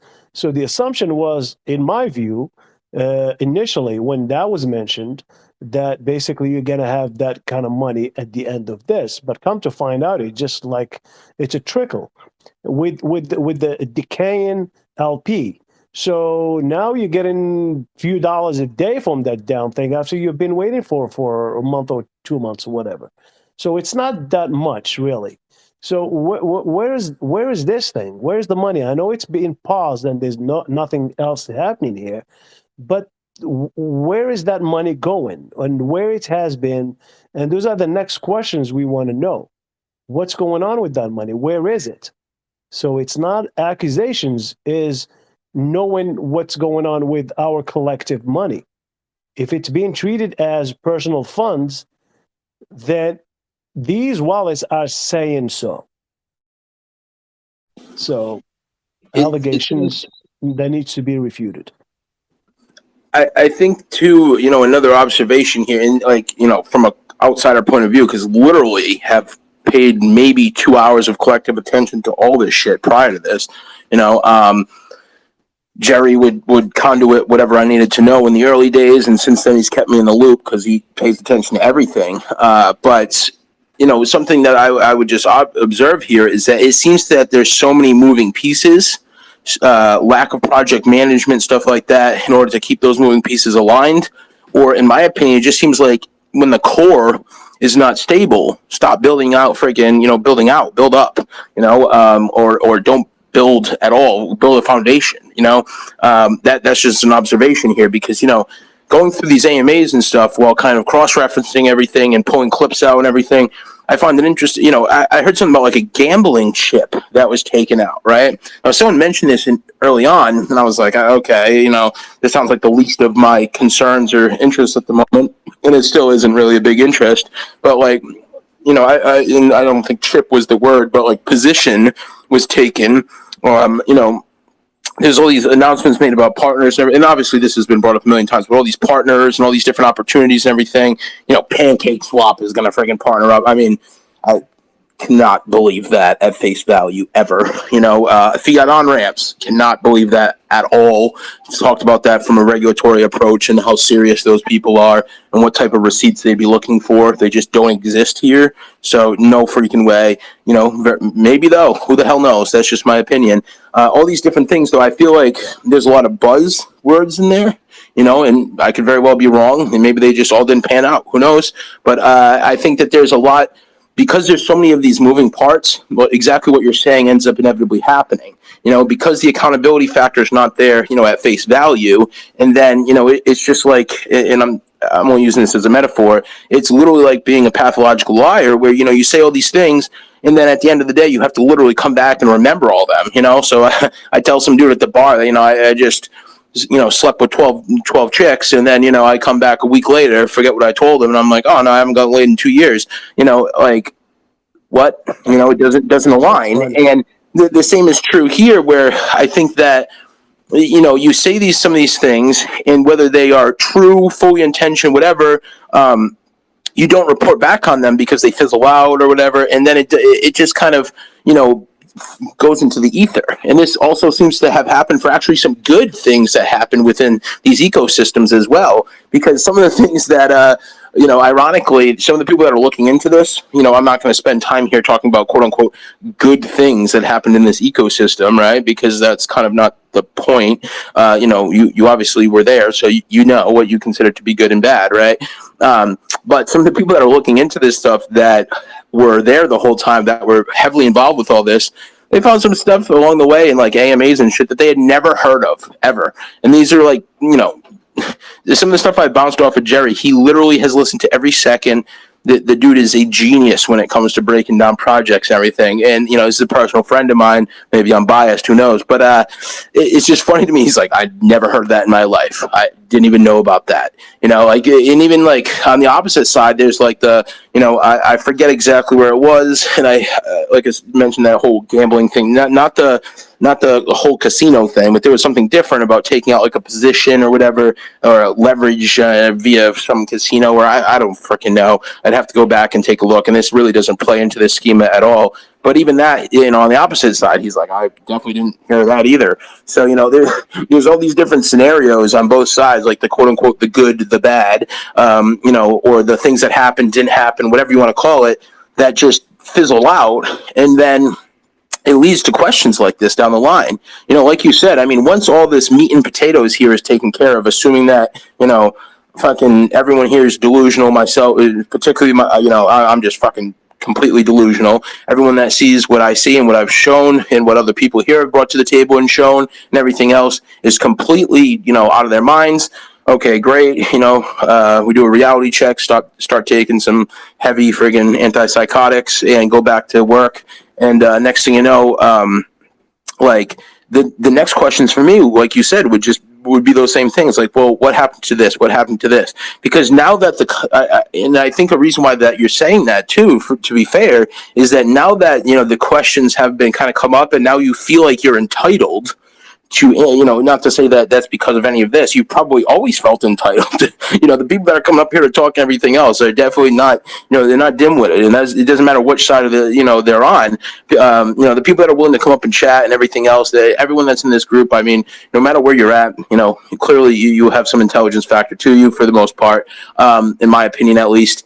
Whether you show it or not is a, you know, completely different option. But I think that realistically, it's like, well, what happened to, you know, this now? What happened to that? What happened to, you know, all these different pieces? Because now that the conduit's been opened, that the animus is on this dude to literally give you, the holder, the investor, whatever you want to call it, you know, the the answers that are actively happening and the advancements and kind of the day-by-day breakdown, the bi-weekly updates, the this, the that, in order to give all the different internal moving parts, I think that's, extremely important. And I think that, honestly, now you're going to have like a never-ending list of questions. I mean, if you were to objectively ask the animal farm community right now, forget about every other aspect, drip included, blah, blah, blah, just the animal farm community, in private, hey, you're not going to have any fallout whatsoever.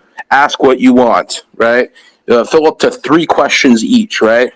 I bet you everyone, there are probably a bunch of people that have a lot of the same questions in common. There would be literally, like, I don't know, at least 100,000 different questions, though, I would guess, because of just how many little small pieces here. Now, how many of those are important or matter or in the grand scheme of things, but, and I'm not saying that you should be wasting devs' time, which is different than asking questions and getting answers, but, pressing to get stuff or to fulfill your stupid little ideas or whatever, that's a whole different scenario. But as far as just all the questions that have gone unanswered for such a long time, the amount of people and the amount of questions that there is, I can only imagine. John, if I could chime in, I think there is some people, specifically the devs, where their security has come through ambiguity. Their white papers, the AMAs, I know Forex is a smart guy, but I can't help but think he is, by design, using jargon, buzzwords, and smoke and mirrors in order to charade what I think is malpractice. It's not that hard to do what you have done from Monday, Tuesday to tonight to break down what is essentially a pretty complex and nuanced idea into simple ideologies for us normies, if you will, to understand. And it's he knows what he's doing. Immutable contract, this shit. It's all the same shit. It's a sleight of hand in order to confuse people to think, damn, this guy knows what the fuck he's talking about. This guy's really smart. Blah, blah, blah. BB comes in here and he doesn't know what the fuck he's talking about. You showed us that on Monday night. So, we can continue to try to push these leaders of the other side, if you will, to come on here. But I think you pulled the curtain back enough for us to already see. And for those that don't want to take a look, you're just naive. You're just trying to fucking use the rest of us as the exit liquidity. I'm convinced at this point, if you come into this with an open mind and you see that shit and you're still Team Forex, not to be tribalistic and say you need to choose a team, but if you still feel security after seeing that, I don't know what the fuck to say. Well, it was one guy that was. It was one guy that was here yesterday, and basically he was like, "What the hell? The wallets? Oh man, does it?" And really was all over it. Like, man, there's some shady things going on here, and it was really an eye opener for that person. Only to go back on the other chat is like, "Oh, those guys are saying that they don't know shit," and went back to his old ways. It was kind of like, I've seen so much of that, man. The only way to make money is to get on the in group. Everybody's shilling to be on the in group. Hey, look what I found, Forex. Look what I found in the chat. Invite me to the DAO. Give me some insider information because I know that's the only way to profit, right? Let me come here with a little something from the other group. Because everybody that's been around in a Forex project long enough understands the way to really get rich is to get on one of those pre-sales. And unless you're willing to pay $30,000, I don't know how much it costs to get in his REIT right now. It's the only way you really cash out. Follow those wallets too. I know we haven't talked about that now. But those guys to get on the pre-sale, you think they hold? Fuck no. They dump within 3 hours, if that, of a public sale. We're just pumping their wallets.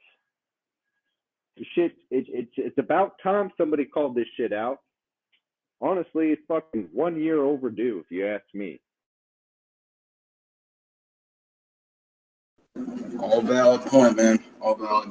I think that what was it? Something that you had said at the beginning that really resonated. Shit.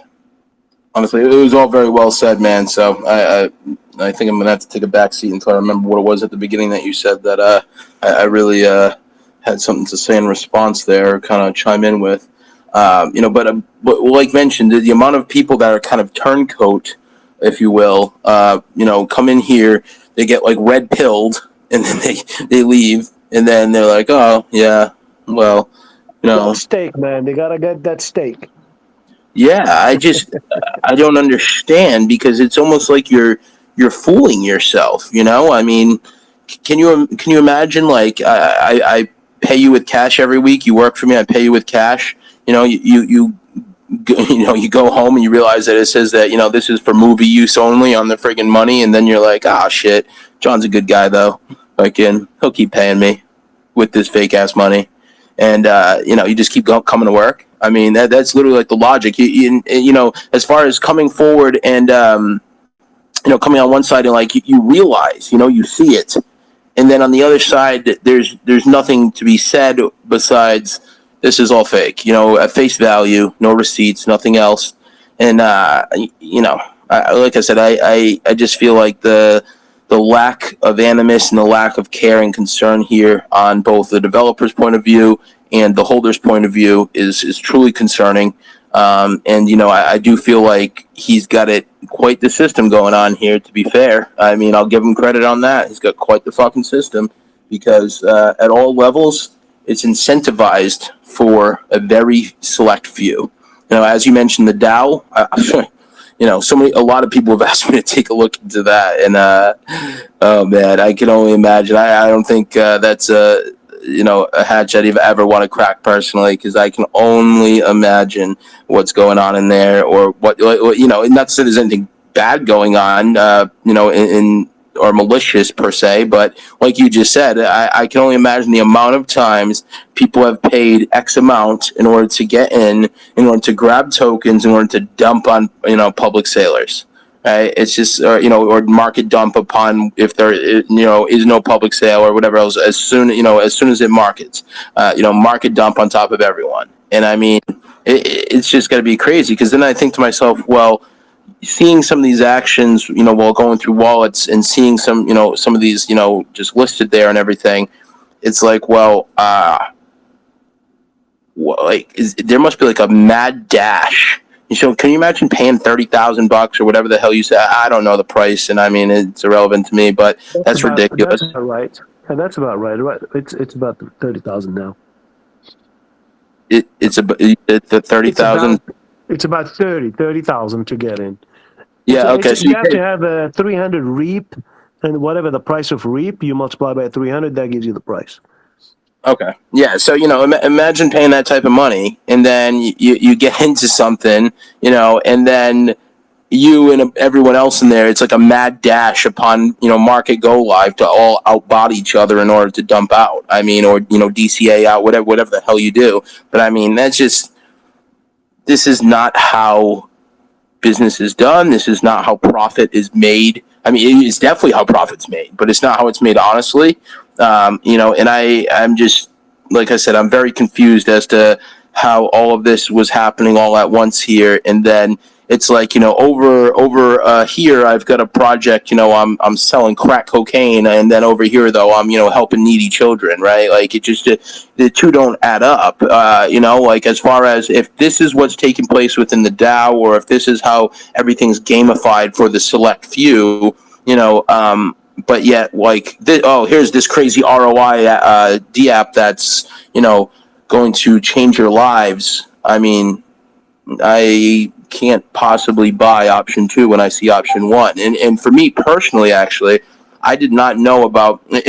Is it REAP? Is that what it's called? Yeah, REAP, yeah. Like REAP and so. Yeah, REAP so type thing. Yeah. So that's what I kind of figured. But for REAP, I actually didn't even know that was a thing until after the fact. I don't even know when it came into existence. But I did see that there was the pre-sale of P-Rev or whatever for Reap or whoever the hell it was at the time, it was P-Rev, then from there, one of my other buddies, he's a other developer with my current project, and keep in mind it's not my project, by the way, but the project that I am with, he's a much bigger bag holder across the board, and he was kind of looking to get in there and everything. And I don't remember exactly why, and I don't want to misquote, but his due diligence was that I'm not getting involved with something in order to have a big dick contest every time that something comes up, right? It just wasn't going to work out for him. He's like, I'm looking for passives. I'm looking for opportunities to make 3% a month at this point, to keep my bag secure and to continue to grow out. I'm not looking to literally pay X amount to get in and then a mad dash to get out. I remember a couple different things, but there was like some hot point reasons why he didn't want to stick around, and I'll have to go check out his previous messages or ask him to see, because I'm actually interested now. I mean, definitely. John, here's the thing. Here's the thing. So you have Forex now that has this DAO going on, right? And that is really his meat and potatoes right there. That's where he gets his reputation matters. That's why he's coming out really foaming at the mouth when he feels like his reputation is being threatened. There's a lot on the line for him. We need to understand that point. That's the angle. That's the angle. You go after that, like explain this away, because you take the little fish from this big pond that every other big well in Reap DAO is feeding off, or he has this big following right now. Let's call it 100,000 people that he can move them into from this to this to this to this. And when doing so, he's basically producing a new token, a new way of doing things. And where he's telling the other guys, which we don't know what he's telling them, you get on this early on, then these little guys going to come in after you and you make bank day one, day two. And he bragged about that to us in many of the meetings on AMAs. This is what he does. This is what he's about. So now he's creating this thing, but we are basically this big populace for him that feeds off the DAO. To be honest, if I could chime in, please. I've been AFK here for the last 2 hours, so sorry if this has already been touched upon, but the Reap DAO is mentioned on roadmaps. So while I guess I'm playing devil's advocate here, this is not something that is as behind the scenes, if you will, as the 6 wallets that you guys are discussing.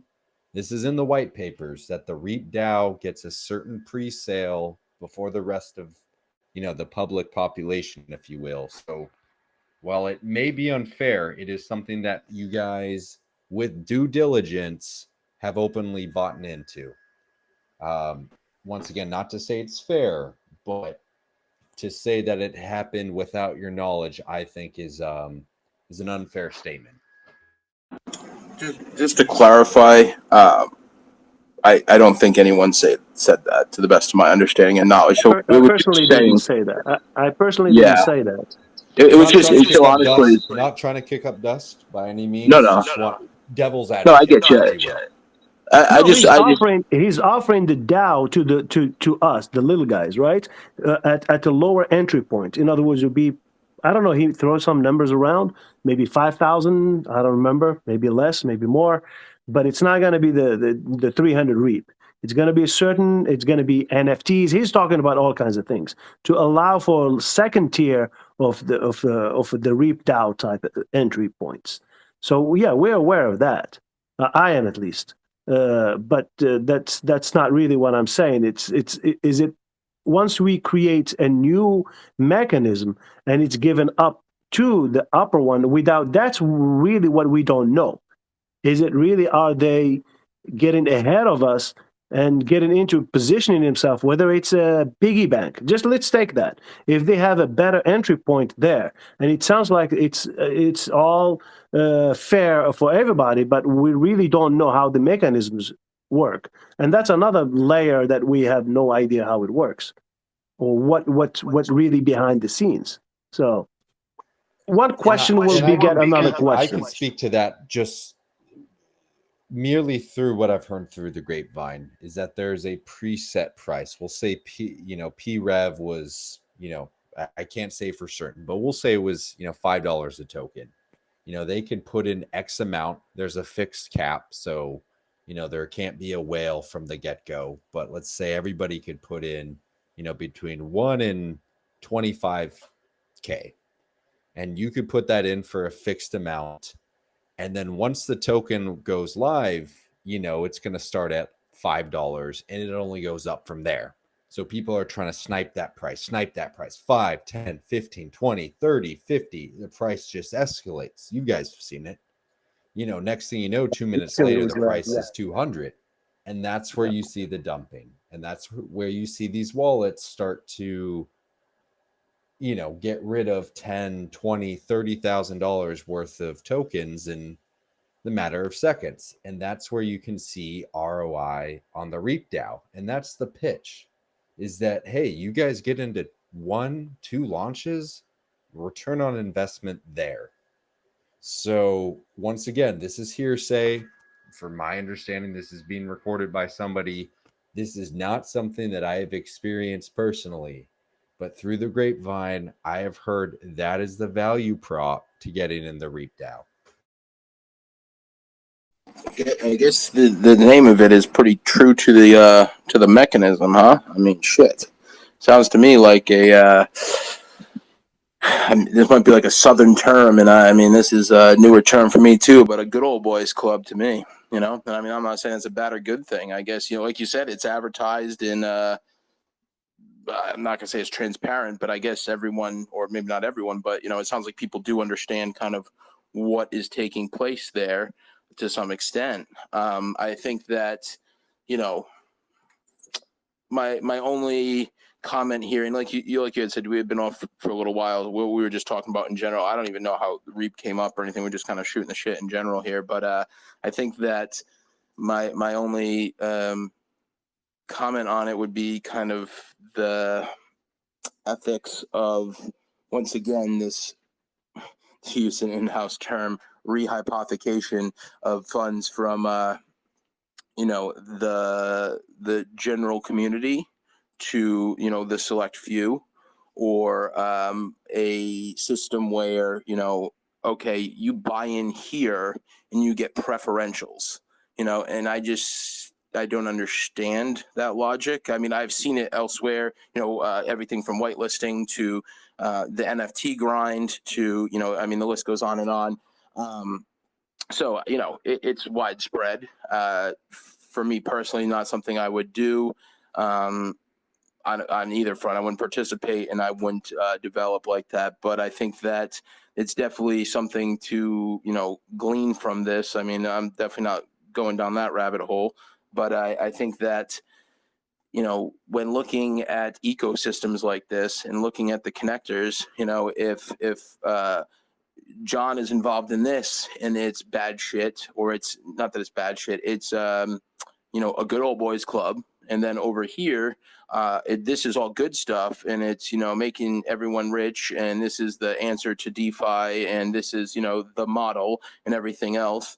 And the motto, actually, at that point. And then, there's also this crossover in between where, Group A gets into Group B before everyone else because they've paid an upfront fee and, they get preferentials. I mean, I think that to gain or to glean from an outsider's perspective, it just sounds to me like, that's a part of the DD process where you can gamble with it. And I think a lot of people, from what I've heard, say outright, quote unquote, I knew what I was getting into, right? What level or not, DD is definitely, or, due diligence is part of, is different for everyone, and I mean, shit, I'd be lying if I said I was very diligent with some of my inputs, in this market. But I think that to look at stuff like that and kind of hedge away that against overexposing yourself to the situation is probably something that, should be taken away from all this, because I think that maybe not in this situation, but in general, when there is those echelons or upper echelon societies that are put in place, I see this a lot in the NFT space, which I'm slightly more familiar with than the BSC degen experience, which, I don't do too much time in, but I find it interesting that, there's like these whitelist grinds, and there's this preferential experience for, the select few, and it all propagates down when you think about it, because it's like, well, the price is, the total or the total, sale price is X, right? It can only hit that much based on, the price and total supply, right? And if Group A is getting in at a lower price or in some sort of preferential way, especially when you start inserting parabolics into the mix, or Dutch auction style or anything like that, now you've completely blown out of the water Group B and what their entry points look like. And especially when you start to add in compounding mechanisms and ROI mechanisms that are, gamified, or, as we know, the whole 1% thing, why that is so attractive is because obviously 1% to the 365th power, compounded is quite large. I forget what the number is that everyone throws around, but, it's pretty damn large number. When you start to take all these things into effect, just looking at it from an economics perspective, the differential between putting $10 in from Group A and $10 in from Group B, putting it, getting maybe, let's say, even 0.1% extra in Group A, and then, you put that into the matrix. And I mean, I would love to see on the other end, if I was to do some math out, or anyone was to do some math out and see what that looks like on the other end, because, I'm sure 0.1 isn't what the differential is either. I think that, overall, the outcome is going to be so vastly different at the end of the day that at face value, these things might not appear to be life altering, but I think kind of underneath them all, there's probably much more mechanics there that are, kind of being overlooked. And I think that something I've seen much more, especially in the past year and a half, 2 years, with the emergence of Ohm and other platforms like that around that time, a lot of compounding stake mechanisms, stuff like that. One of the big things I've noticed is that these little numbers add up to crazy, bags at the end of the day, for lack of a better term. I mean. The rebase. You're talking about rebasing. There's that too. I mean, that's a whole different methodology. But yes, I mean, all these different ways. I'm just saying that at the time that Ohm came out is when I started realizing all these things on a massive scale, that basically, these small amounts like that. I can't think of the name of the platform. It was on Avalanche when it first came out. I mean, I played around a lot on Avalanche, still do. One of the platforms literally had a mechanism where you could either, it was kind of like a claim or compound, only it was slightly different. You weren't really claiming, you were starting a timer, right? And it was going to basically give you the lowest price during that segment, right? The compound, on the other hand, it also started a timer. It was going to give you the highest price during that segment, right? Now, once again, I don't remember the name. It'll probably come to me eventually. But what was interesting about this was that at face value, there was a third mechanic that if you did not do either and you allowed it to roll over weekly, right? I think it was like every 7 days exactly, it would automatically roll over for you and you'd get like this little bit extra, right? And it was like a set and forget, right? That was the whole point here. All these UBI type, or, it's going to pay you forever type shit. I can't think of the word I'm thinking of. But anyways, the big catch-22 there was that it was although those two other buttons existed, 99% of people were doing that whole set and forget thing.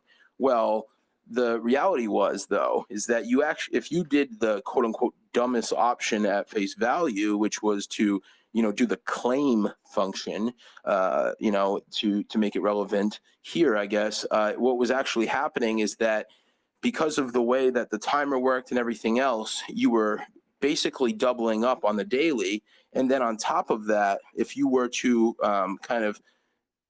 continuously do this, you were draining the rewards immediately versus waiting for that 7 day and getting that additional. Even though it was compounding, it just didn't add up, right? So like if you looked at it on paper, they looked to be similar, and it looked like, well, this one I'm getting a little bit extra, and I only have to, spend what? It's Avalanche, so it was no gas at the time, but I only have to interact once, blah blah blah. Well, then when you actually look at this on chain or do the math out, economic style, come to find out, it's literally like I think it's like a 12, like 10 and a half, some between a 10 and 12x difference, per month is when I had looked at it at a monthly level, and really, I don't want to get too off topic here, but I think that all these different little mechanics, you need to be aware of and understand how they function, because sometimes there is legitimate use case scenarios for these things. Other times there's quote unquote legitimate use case scenarios for these things that are gamified for the people in the know, and everything else. I mean, to the point where, I've heard things about, to bring it back to this project, I've heard things about like, well, this is all based off of the, the Orwell anthology here. So, or not anthology, the Orwell novel. And, this is all following suit. So, the fact that the pig situation versus the dog situation and everything that's going on is following the book, that's what he's doing. Right. And I mean, I actually even considered it because it was like, well, I guess that would kind of make some sort of sense, I guess. Well, I think that at the end of the day, realizing that these projects can have legitimate use cases and can be quote unquote legit in general, yet there can still be that methodology inside that, makes a select few or the people in the know rich before everyone else, or in some cases, though they are the only ones getting rich, and unfortunately, there's no real good due diligence to do on these. I mean, I fell victim to this one. That's how I knew about it. And thank God it was only a couple $100 at the time. I was still playing around on Avalanche, kind of getting my feet wet. But, I think that this is something to kind of look at and realize that there's all different aspects in the blockchain space, or the cryptocurrency space, specifically DeFi now, that can be kind of gamified. And, that's like for the gamblers out there, or the people that are looking to kind of, go big or go home, not with input, but with outcome, right? I think that there's a lot of different variables there to call into play, and there's really no good method, regardless of how much you know about this, to pull, to kind of get the information you need to make, decisions besides trying it out and seeing what the outcome is. And then when you add in market movements and, change in price, or change in mechanic or any of these other things, if you know at the beginning, like if you're the developers that made it and you know what the outcome is going to be, you can easily, completely beat the system just in the first week alone, as everyone else is getting accustomed and trying to figure out what the hell to do. Some people are going to get lucky because they figure it out, by accident, or, they just click buttons and something happens. But, I think that's something to really be aware of, no matter what chain you're in, no matter what project you're looking at. And just realize that the due diligence aspect of this not only falls on, hey, let's look at the team, let's look at the project, let's look at who's involved, let's look at, whatever wallets are documented, let's look at, the white paper, let's look at kind of the angle that the project is pulling here, as far as, is this is this being angled as like world-changing DeFi technology that's created by some 22-year-old that just popped up, type thing? I mean, you see these all the time, and obviously they can't all be. There's been a million out there over the years that are supposedly, gonna change the world, and they haven't. And I mean, you see, Hey, John. Yeah. Hey, John, here lies the problem. Like the next project that's coming up, it's the lottery one, and that's the scratchy thing, I think. And from what we heard, it's 1 out of 6 will be a winner or winning tickets. And behind that, you have Chainlink that's actually making sure the integrity of the data is correct.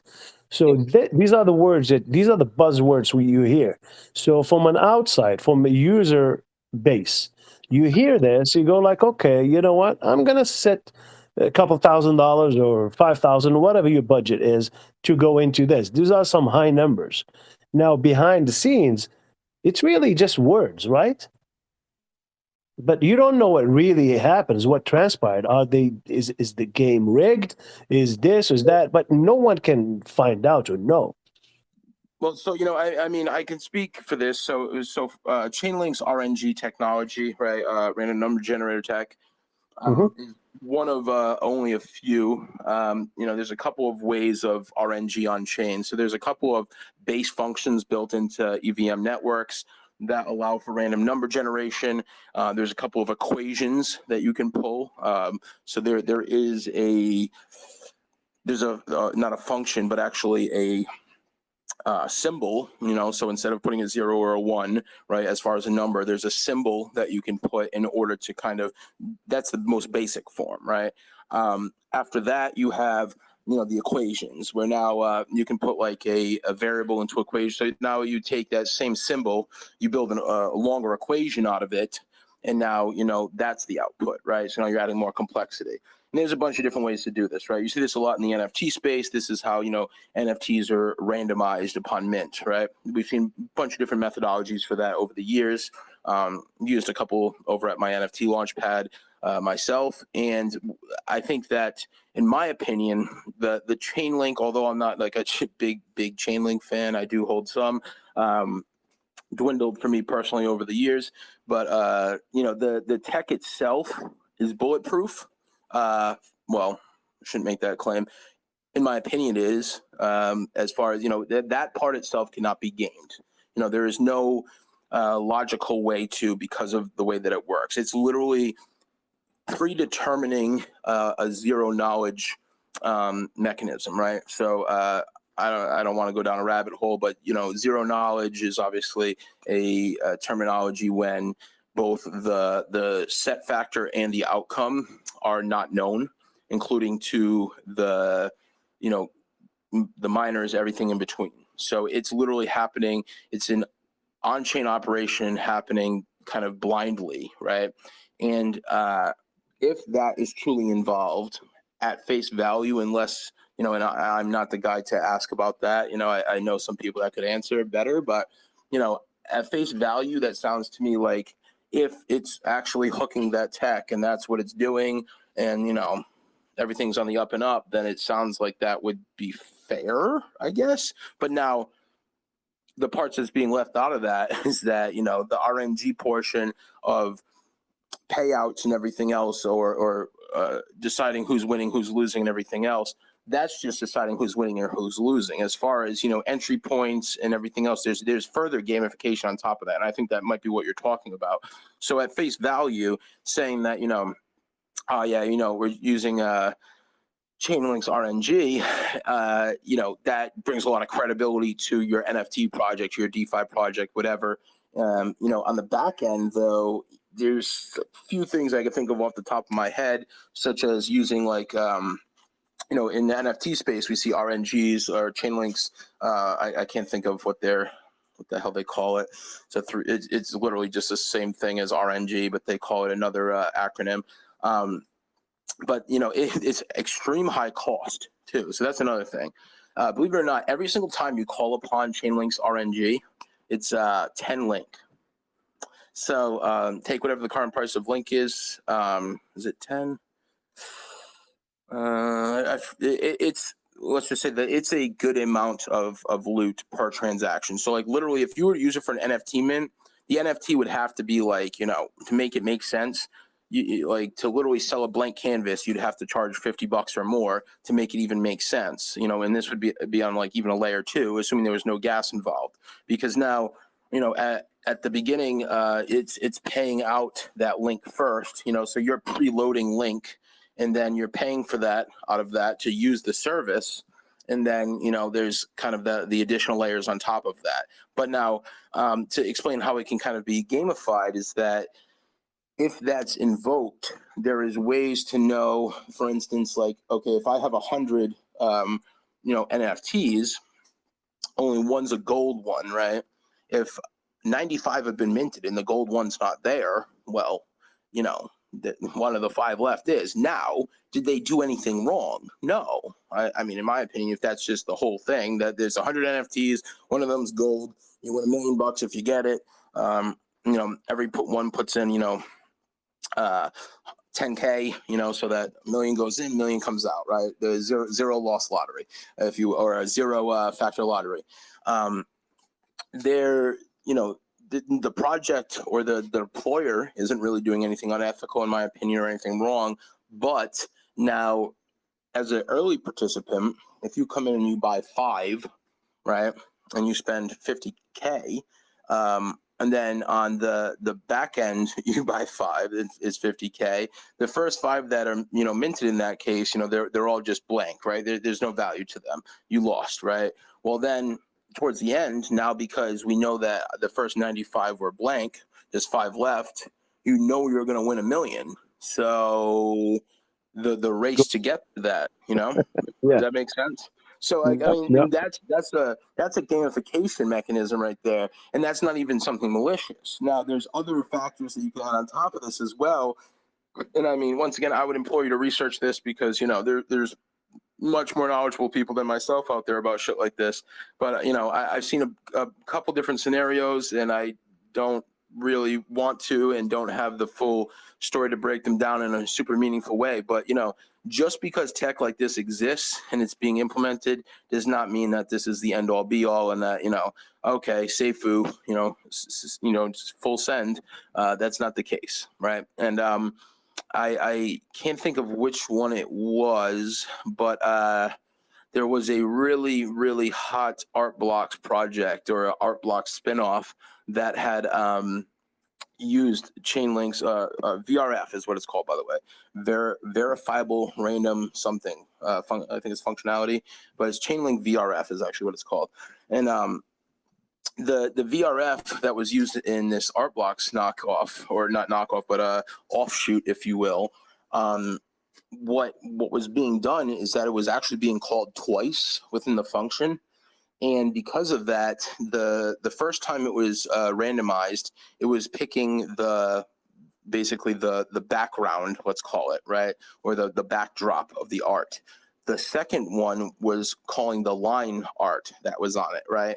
Well, because of the way that VRF works and because of the way that this particular project worked, you could kind of gamify, if you will, once again, in a non-malicious way, but you could gamify kind of the outcome by performing operations at certain times. So there is, so VRF uses time, block, and a bunch of other things that are completely not known, right? And it chooses from a list, basically. So it has a bunch of possibilities, and it chooses some, all, none, whatever. Who knows? It's literally zero knowledge. So you have no freaking clue. There's no way to ever find out. And now this is siloed technology, so there's no one that knows besides Chainlink, and because it's zero knowledge, not even they really can tell you, or they don't know themselves after it's operated or even before, right? So it's kind of they know the tech, but they don't know, they can't gamify it themselves. In this case, you were able to kind of, time things and or use specific, wallet addresses. I mean, there was this crazy shit where people were like botting new wallet addresses, basically, so that they would get like certain numbers in it and all this crazy shit in order to, and if I remember correctly, that was some of the allure of this. At the same time, once again, even the most robust, quote unquote, technology is still possible to be, not really tampered with, but played with in order to get an outcome. So how, to bring this all back full circle, you start off with scratchies, and I went down a deep path. Welcome to Talking with Well, Me. we do appreciate the deep knowledge of this. It just, I hope No, the I people are understand. finding it to be interesting. I do. Yeah, so but shit, my thing is you got to pay me to shut the fuck up. So that's kind of the deal, man. And I Keep going, John. I'm loving this, mate. Keep yeah. going. So when it comes to when it comes to like the scratchies, for instance, and I can only talk speculatively, but so please don't, this is going to turn to a anti-John talking point tomorrow, but speculatively. A couple of things that I would be concerned about or looking to do my due diligence about would be, well, first of all, I would like to see a verified contract for that. Right now, there's arguments on both sides. Why not verify? Because then someone can gamify it and figure out how to. On the other end, how can we possibly know that it's fair, legitimate, et cetera, without that? So that's number one. That's pretty obvious to most, or it should be. 1 in 6. 1 in 6 tries, you get a winner. So who's the watchdog here? So how would we know? How would you know? Well, so this is what I would say is that on chain, if you were to take not 6 transactions, but 666, for instance, there should be 111 roughly out of that. Now, it's not going to always pull out that way. So if you take, obviously the larger the number is, technically the more accurate it should get.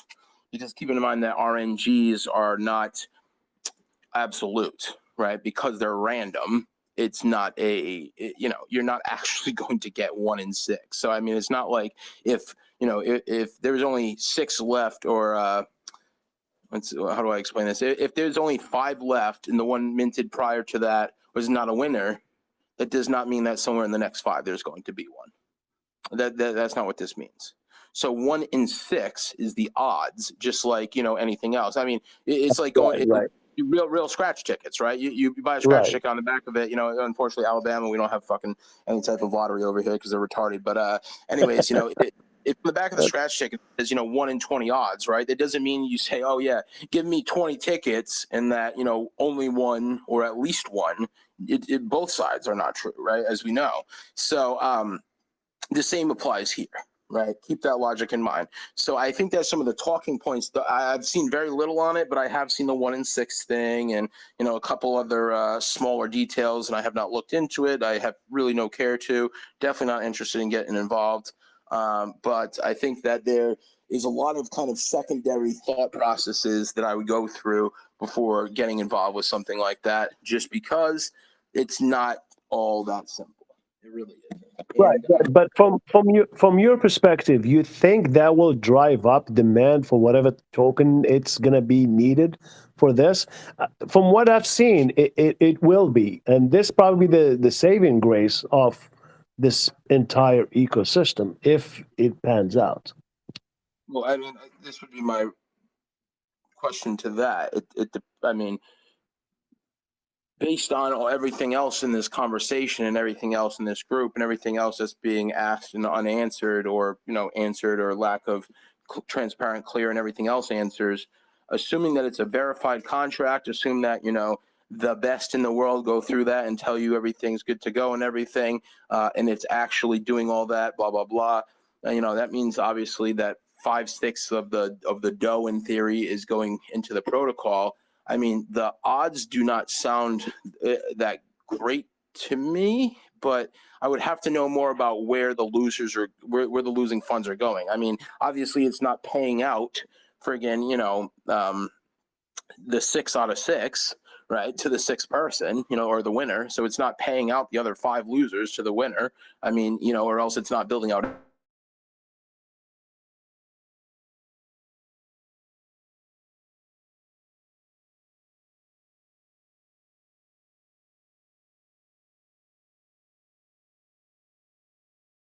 Yeah, we lost him for a second. At least I don't hear him anymore. So wait for him to come back. Sorry about that, guys. Got rugged on my phone. It dies like twice per conversation. Can you hear me all right? Yeah, you're good. All right. Yeah. So, you know, I would have to know about where the 5 losers. So, assuming that there's 6 in total that we're talking about, right? And we know the 6th is going to pay out. The first 5 that are losing, I would have to know where, you know, if all the funds are going to the 6th. Obviously, that can't be the case, or else it's not building out anything.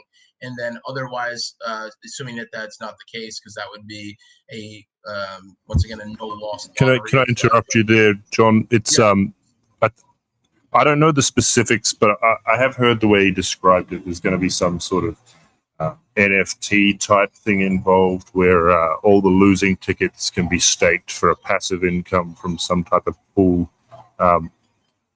Yeah, it's something like that. I remember something like that. You're right. You're right. I don't know the specifics or the percentages that go where, or yeah, but I think he said like 1 in 6 you'll win something, something like you know, half of them you'll break even and the rest you lose, but you can still stake the losing ones or sell them on some I guess marketplace for or whatever. I don't know. It sounds very convoluted, but yeah, I was gonna say. Who knows? Now that you kind of just threw that into the mix, because so from what I once again I haven't gone out to look for this shit. I've only seen it while doing other research, and also just actually I saw it before even doing some research, just because the announcement channel I still have hanging out somewhere in Telegram, or one of the channels where I had seen this in recent history. But I would say that as soon as you start adding all this other stuff, and it's like, oh well, you know, what would you say? So half break even, the other half. Can you say that one more time? I'm sorry. Oh, I may have that slightly wrong. The percentages could be different, but the way he sells it is like, you know, you can just keep buying them, breaking even. You don't win, you know, you just put them in some type of farm arrangement. But yeah, don't quote me on that. Okay, so no, I mean, and all of this is speculative. So we're assuming we're not even right now, in my opinion, we're not even talking about, you know, anything to do with Animal Farm, Forex, Drip, anything. We're talking about a fictional product that does the exact same thing, right? So assuming that that was the case, my questions would come from, as you had mentioned, being quote unquote convoluted. You know, so there's something, I don't know if anyone here is familiar with Pool Together. Pool Together is a no loss lottery. Literally, you pool funds. You know, there's no loss factor. You're yielding a portion of that yield is kind of going into a pool that is then paid out to, you know, a random number generated using VRF. Go figure. So this sounds similar to like a Pool Together, only you know, when you start adding those other mechanics into the question, it sounds to me like, you know, at face value, there's some buzzwords that would probably be there in order to say that, oh, well, yep, you know, everyone kind of wins, or if you don't win at face value, then you win by, you know, some other shit on the back end that you can get rid of or sell or, you know, do something with. You know, and I'm not saying that that was being said, but that's what it sounds like the impression is, that you kind of, you know, doing well regardless, or, you know, you're not losing much. So to answer the original question, is this going to change the world and, you know, fix everything? I don't know, man. I don't think so, because it sounds to me like unless the odds are stacked in the house's favor so that the house can take money, then you know, then people are losing, and the amount of income that would be needed off those scratch tickets in order to you know, kind of make a difference would have to be pretty large. So I mean, the odds there, I guess 1 in 6. Yeah, you know, I don't know. How many buzzwords did you count? Like, it only sounds like three or four, maybe 5. I reckon he needs at least 11 buzzwords to change the world. Yeah, I mean, That's I right. think Until the next one comes up. Yeah, I don't know how many different mechanisms and gamification. And keep in mind, if this is another one of these quote unquote utilities, I'm definitely offing myself later because holy shit, I just feel like the saving grace for the problems at hand here to keep it relevant is not going to come in that form, in my opinion. I think that the shit. I just got wrong for a second. So I don't think the saving grace is going to come in that form. I also don't think that the litmus test that I'd like to see, and this is because it's not in front of me, I can't really pass or fail it. It just sounds like having gamified things, which is the case throughout here, really, right? Everything is kind of gamified in one way or another. I guess it makes it fun and unpredictable and blah, blah, blah. But usually, right? So remember when we were talking, when I was explaining VRF and everything, and I said that, okay, if it's 1 in 6, it's not always going to be 11 out of 66, right? When you go to 666, though, then it's going to be much closer to 111. So you're going to get 111 much more times out of 666 than you do 11 out of 66. And then, as you scroll up and you get to the next level, 6666, right? Now you're going to get much closer to 1111, right? So the bigger the principal number, the closer you are going to get to that rate of 1 of 6, right? As I mentioned, in this situation, I would just say that where was I going with this shit? The kind of the way that it sounds like the function is going to kind of work here, or just like with all these other gamifications, is that how exactly is this going to be a I'm sorry, guys. I'm fucking tired. I just lost track of thought. Fuck me. I mean, the idea is basically there is going to be a demand from some token to really throw out there to the main channel, where a lot of people are not on this voice call right now, and dissecting something that's not even live. This is what you get from being on a call like this. And I assume future calls is going to be even better as things start to become clearer, because you have more data to go over and explain. And we have John here that really is just phenomenal at really explaining this stuff for us. So it's not just fudding and killing the system. It's really going into a thing with open eyes. That's what we're trying to. Hopefully, your thought just came back to you, John. In the meantime, but I'm just throwing that out there. Yeah. So what I was kind of getting to is that because it requires a larger and larger amount of base in order to be able to kind of guarantee or adhere to that 1 of 6. As you scale down, it sounds to me like this is inevitably a whale game again, right? Because now I can only buy 6, right? Because I bought 6, that doesn't mean I won shit. In fact, I can buy technically 12 or 18 and in theory not win, right? But now, just like I explained with VRF, if it's not always going to happen 1 of 6, it's going to become much closer at 11 to 66, 111 to 666, 1111 to 6666. So now, if Mike, you've got enough to buy 1,000 tickets, and I've only got enough to buy 10. Who's coming out on top? Now, the game. You're right. Yes. Now you could theorize that my 10 tickets are all winners, right? That's certainly possible, especially with VRF being there. I would also say, though, that the odds are heavily stacked once again to someone that's able to purchase and hold down 1,000 tickets, because now that's going to scale, inevitably in your favor. I mean, it's kind of going to be one of those situations where, at face value, this sounds like a whale game. I don't want to just kind of hypothesize though. But as, like you said, as more information comes out or whatever, I mean, as I had mentioned by request early on, can this group kind of stay open for this, stuff in the future? Yeah, sure. And I'm more than happy when that time comes out to kind of just give some numbers.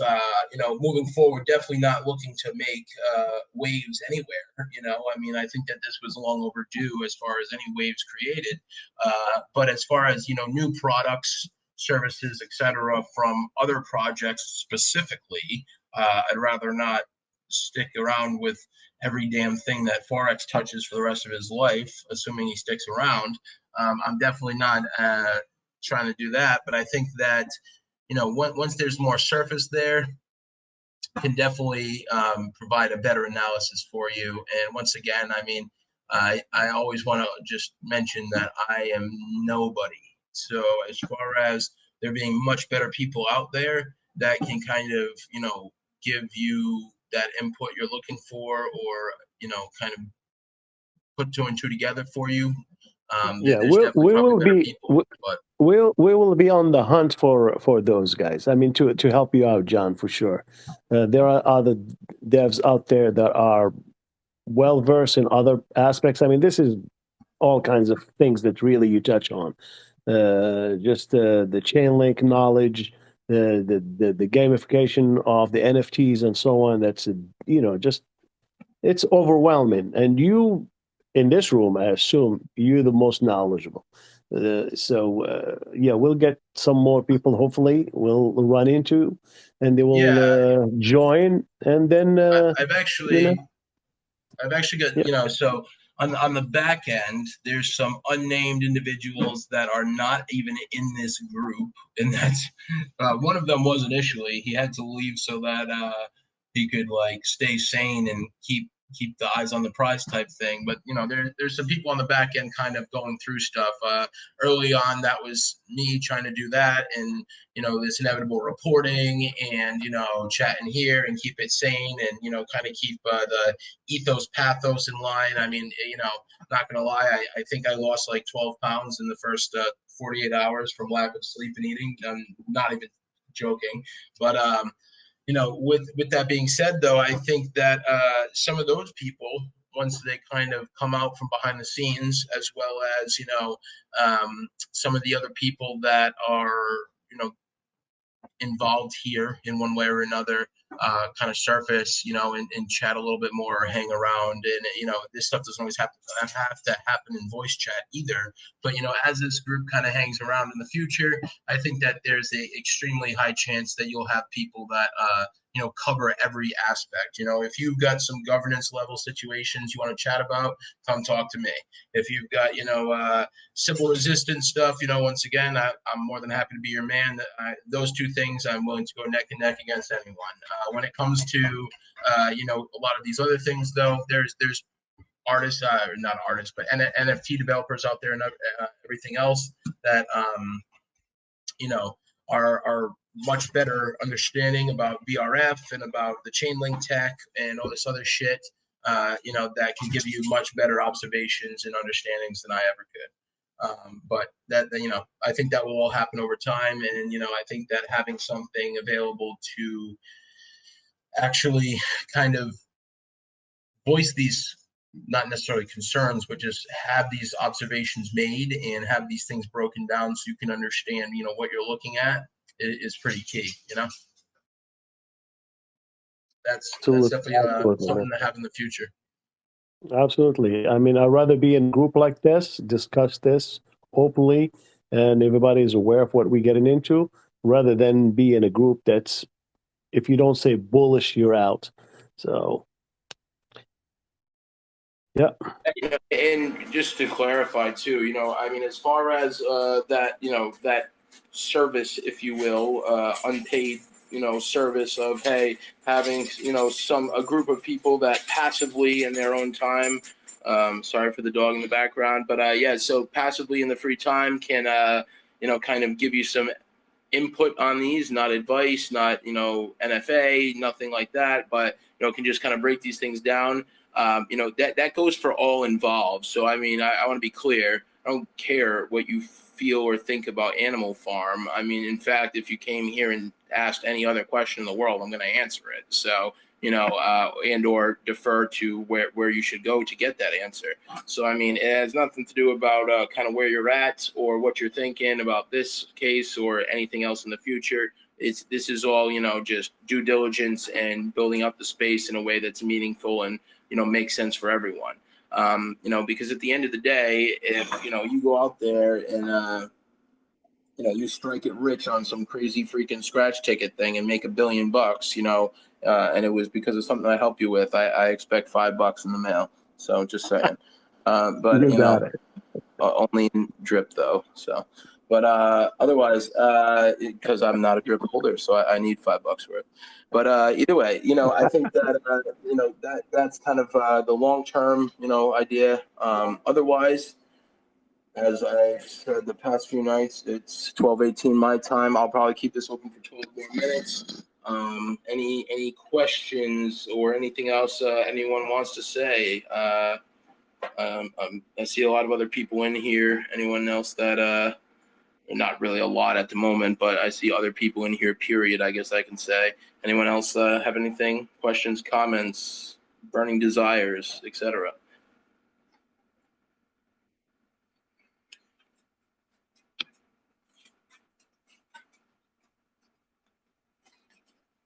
Yeah, it's getting late for me too. It's 118 or 120 here. So I'm about to call it a night. But anybody else, please go up and chat with